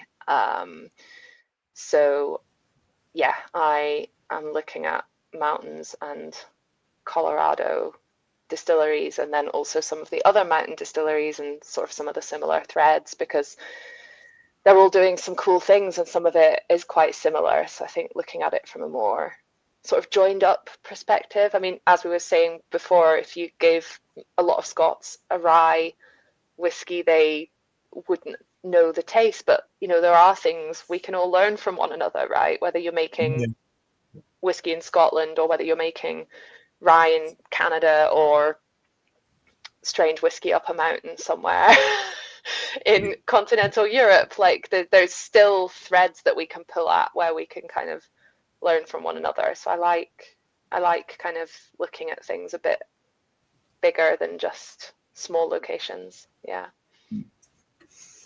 This was like drinking cold milky coffee. Ooh. Oh, really nice. That sounds nice. Good time of night. Yeah. Without the caffeine buzz. Okay, maybe not then. At 9:30. That's a good thing. I don't want a caffeine buzz at 9:30 at night. That's so nice. I've had this for about 6 years and I've never opened it until now. I've looked it out because I knew we were talking about it with Billy Abbott. But that's really nice. And I'm pretty sure it's predominantly rye. But Peterhead might correct me. And I think we spoke about it because I did finish a bottle from Millstone, which was rye. But yeah, nice. Awesome. I do need to be I'm going to pour a wee drop of this portwood. I need to play around with some world whiskies a bit more. Like, we're spoiled for choice. You've got like Woven playing around with world whiskies. You've got Heartcut playing around with like UK and world whiskies. So like, it's so accessible too. I need to make some space on my shelf first. But I've got a New Zealand whiskey actually because my dad's brought one back. I've never opened it because I keep meaning to wait. He brought it back when he moved back to Scotland from New Zealand, so we keep meaning to open it together. But you know what? Like, never got around to it. It's called Pocono, I think. I can't find it. Okay. But yeah, they use like whole Manuka thing as well, which is really, like they kind of get the smoke flavor through burning Manuka bushes, which is a really unusual smoky flavor. I don't know if I have. Wait. my friend Reese Sims launched a magazine earlier this year called Flavor Report, and I wrote the first article in it about smoke in whiskey, but like beyond peat. So the different ways that places are trying to put local smoke in their whiskey around the world, and looked at Denmark and Canada, because it's a Canadian magazine. Where else did I do? Oh, Finland and Keto. They're doing alder smoke. That's interesting. Yeah. Alder's a cool wood.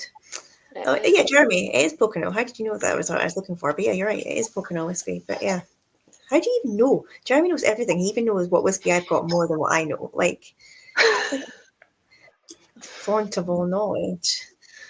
Jeremy's going to be over in a couple of weeks, and we're doing a tasting for him. So looking forward to that. Thompson. I don't think Pocono is Thompson Brothers Willis, but they're the ones that Woven were using in their hemispheres, wasn't it? And I think Georgie has just released a Thompson Brothers one for the Heart Cut as well, which ties in nicely anyway to who we've got on next week. It's Georgie. So really I like it. Nice little segue there, but yeah, they're doing some fun things too. I like that people are just kind of, I don't know, like challenging, kind of pushing the box a little bit with whiskey of like, yeah, you know, we're a well-known name in the industry, like, but we're going to do something odd and like release an English whiskey. Then we're going to do a New Zealand whiskey. We're not, you know, our first Scottish whiskey is going to be McNean, for example. Like, yeah, the Heart Cup been doing some fun things to just kind of make people look up and kind of sit up and go, oh, okay, I'll give that one a go. And I love that the tastings that they do, where they'll just send you samples. Although my postman doesn't, because I signed up for it twice, and they sent the stuff. And once the postman simply never turned up with it, and the other time he like opened the door to my cellar and put it in the cellar and didn't leave a note. And so I found it about 6 weeks later. I was like, what is going on here? And I found a stash of parcels that he'd just been leaving, letting himself in a door. And I was like, oh, shit. It was locked. He had the code from the previous, it was a whole thing. But I was like, is there a whiskey thief? What is going on? Like, all my whiskey is going missing. And no, it was just being left in a strange place by this postman. So I feel very bad because I've never made it to one of their tastings, despite them sending me multiple samples. So, I mean, I've drank it. It's lovely, but the postman was totally sabotaging me. I love that you've got a secret cellar that the postman knows the codes to. Like that. When we moved in, we didn't know the code. And we had to get in touch with the previous owners because the postman did. So he was just letting himself in and leaving things there. And we never caught him doing it. And we couldn't get in. He was the only person that could get into your cellar. Oh my God. Like 6 months later, he's opening the door and there's this pile. He's like, God, are these guys dead? Are they? I know, right? At what point does we did get in. Just, you know, nobody come to my house and think there'll be loads of whiskey in the cellar. The fact you have a cellar is awesome. I think there's a film in that. There's some kind of filmable story in that soap opera. The other thing that I haven't said is that my house is it's an old whiskey distillery, or it's the last remaining bit of an old whiskey distillery just outside Edinburgh. And I mean, the ship has sailed at this point, but originally I was kind of not really telling people because then you can just Google it and you know exactly where I live, right? But I kind of forgot about this while I was in a whole room full of whiskey people, and I asked a question, and I was being sort of cagey, and then the person who was answering it went, "Oh, do you mean?" And I went, "Yeah, I live there." I was like, oh God, this is terrible. So I told a whole room of people exactly where I lived, and now I've just told you guys as well. Well, it's Kirkliston. It's just outside Edinburgh. Did you ever find out the code? What's the code to the cellar?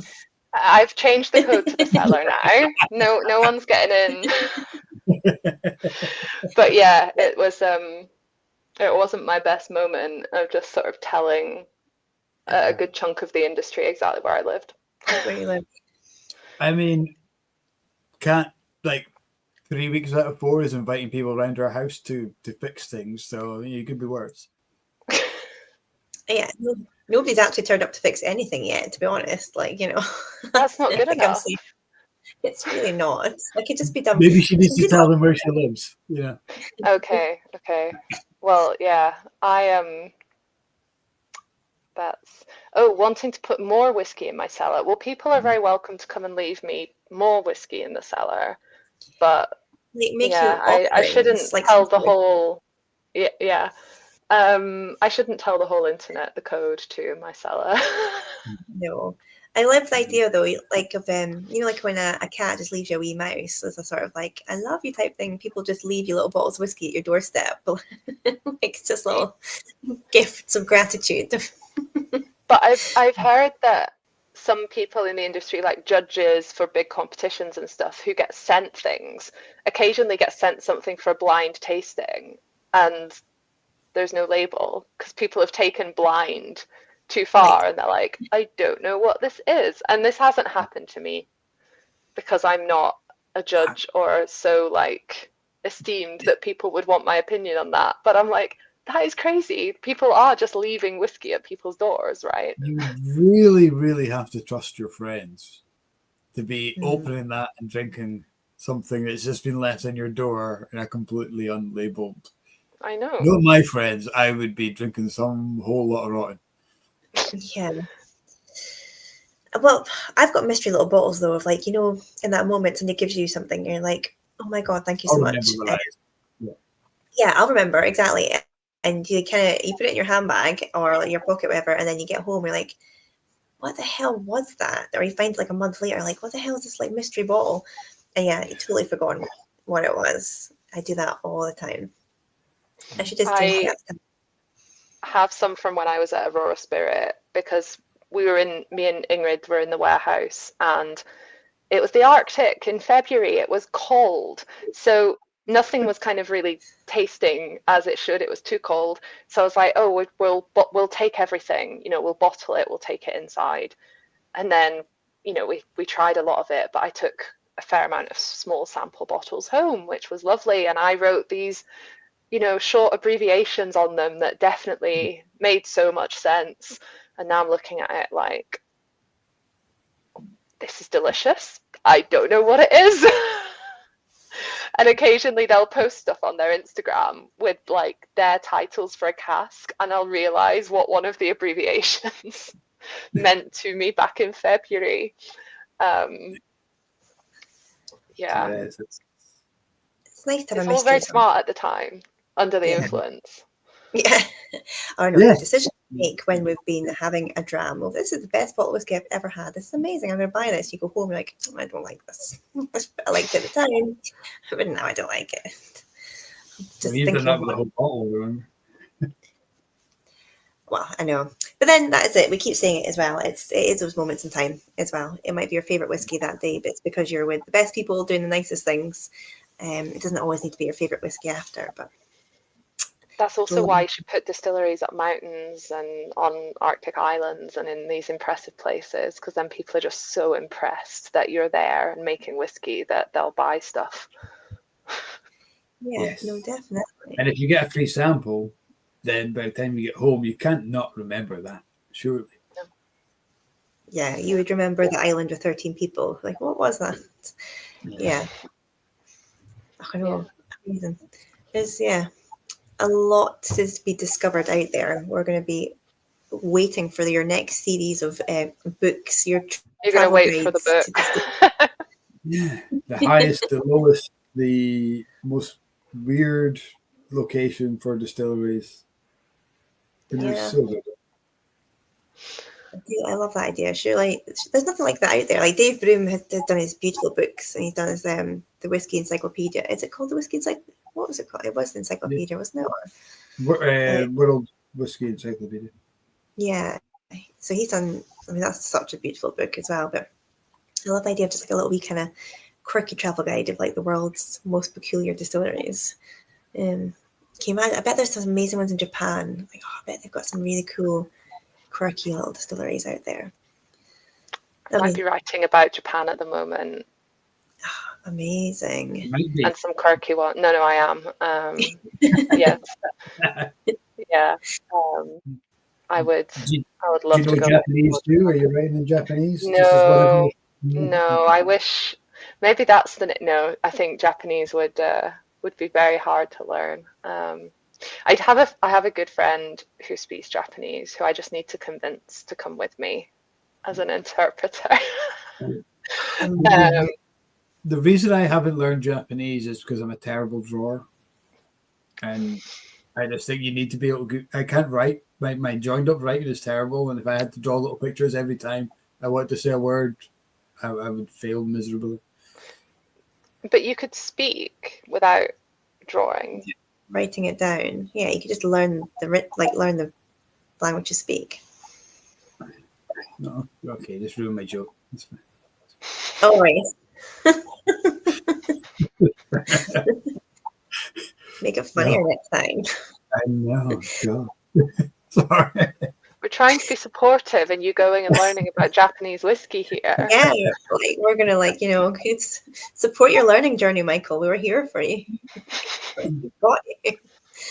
I would love to see Japan, though. It looks absolutely amazing. It looks amazing, doesn't it? Yeah. Yeah. Is it a place that you've been to, Heather? Is a whiskey industry that you've explored? I haven't been, and that's the problem. It's a problem in my life at the moment that I really want to go to Japan. It's just a very long way away, right? And you travel a lot. Like, this is the first time you've been home in like a long time, right? So I mean, sometimes since March, pretty much. No, I don't need to go to Japan right now. What I need to do right now is stay in my house for a while and, drink some of this whiskey that's overflowing everywhere and have a kind of more cozy autumn. Yeah, no, I was happy to come home. It's been I kind of threw myself into doing everything and trying everything this year, and it's been great, but also busy. So yeah, it's a balance. Absolutely, we are absolutely delighted that you've decided to spend some of your time freshly home from travel with us. It's been thanks for having me. Awesome. We didn't get quite to Christine and Jane levels of what was it? Unicorns with trees in their heads. No, not at all. Because I knew it could be an interesting. Christine lived with me one summer a couple of years ago. That's cool. During Fringe, and we had a blast. And I know exactly what you mean. Just so much laughter all the time. It was great. So she's fantastic. At the part of the show, she was kind of highlighting like all the kind of foraging and sort of tinctures and things she makes, which I absolutely love. I used to be so into foraging. So yeah, there's just so many bits to her that are just like she's just such a cool kind of creative person. But like yourself, I knew if I knew it was gonna be a great chat. Like, I love your stories, I love everything you're doing, and I keep looking out for all your writing. And you're always welcome back on the Blether. And if you're back up to the northeast, come and see us. You're always welcome back at Glengeedy. Pop in to see Mike's new amazing whiskey bar too. He's got some fantastic whiskey on the go. And that's what I should do while I'm home this autumn. Yeah, would love to. Absolutely. If our paths cross while you're trekking around the world. Yeah, I'll see you in Japan. Yeah, let's all meet up in Japan. Let's find the most obscure distillery and meet up there. No, let's all meet up at the Aurora distillery. That sounds like a great day out. Well, they have cabins on the fjord at the distillery. So they do the cooking. Okay. We have been invited. We haven't been promised paid visit, but we have been invited. So, we'll maybe one day we'll all go up. We'll do a pilgrimage. Do a Blether in series in Norway. Well, we do keep threatening to do a Blether road trip, so we keep thinking we maybe do like Glasgow and Edinburgh at some point. I don't think there's a road to Aurora, is it? It's like coast. Yeah. You do have to get a ferry, but there is Yeah. it is a road. Apart from the ferry. But it is on the mainland. It's just a peninsula that's kind of so big that you need a ferry to get across. Yeah, it's a bit like Yeah. Knoydart in Scotland. It's Yeah. 36-mile walk on a 10-minute ferry. Cheers. Jeremy's given us a place to stay too, so like we're all sorted. Like, let's just get this on the right. Off you go to Norway. Yeah. No excuses. Done. No, I mean, we literally have no excuse. Nope, that's it. I mean, you are just about to have another sproglet, so like, you know. Norway's a great place for sproglets. Oh, yeah. Just take the sproglets with us. Yeah. She'll be fine. I'll go. She'll be less stressed without me. I'll take one for the team. I'll go to a remote distillery in Norway, and by the time I come back, I'll have learned lots of new things about how to unpick a changed lock. Yeah, how to hire a solicitor. Sounds good. Well, it's been awesome having you, Heather. And like I say, you're always a welcome back. You're now officially a friend of the Blether. So anytime you've got something new released, give us a shout and you can come on and promote it. And we'll all head over to Heather's page, give it a follow, and look out for all our writing. Because I thought you were going to say go to my house. I was like, please don't send everyone to my house. I mean, if you know where to stay, and if you are the postman, you know, please give us the phone. Please stop going in Heather's cellar. yeah, do not go to Heather's cellar. If you go to her Instagram, give it a Thank follow. you. But you are welcome to go to the front door and leave whiskey. Yes. Yeah, sure. With a label, preferably, With a so I label. know what I'm drinking. Thank you so much for having me, guys. It's been So lovely. much fun. Thank you, Heather. It's been an absolute pleasure having you. Great. Just before we all go, Kat, next week, we kind of alluded to it, but let's have the official next We've week's got guest. Georgie Bell from the Heart Cut. She's going to be joining us next week, which I'm really excited about. So yeah, tune in and we'll see you all then. Thank you so much, guys. I'll see some of you on the Aquavite, which is starting in a couple of minutes. If I don't see you there, I will see you in the shop, through the window, or back on here next week, I guess. Cool. Slams, guys. Cheers.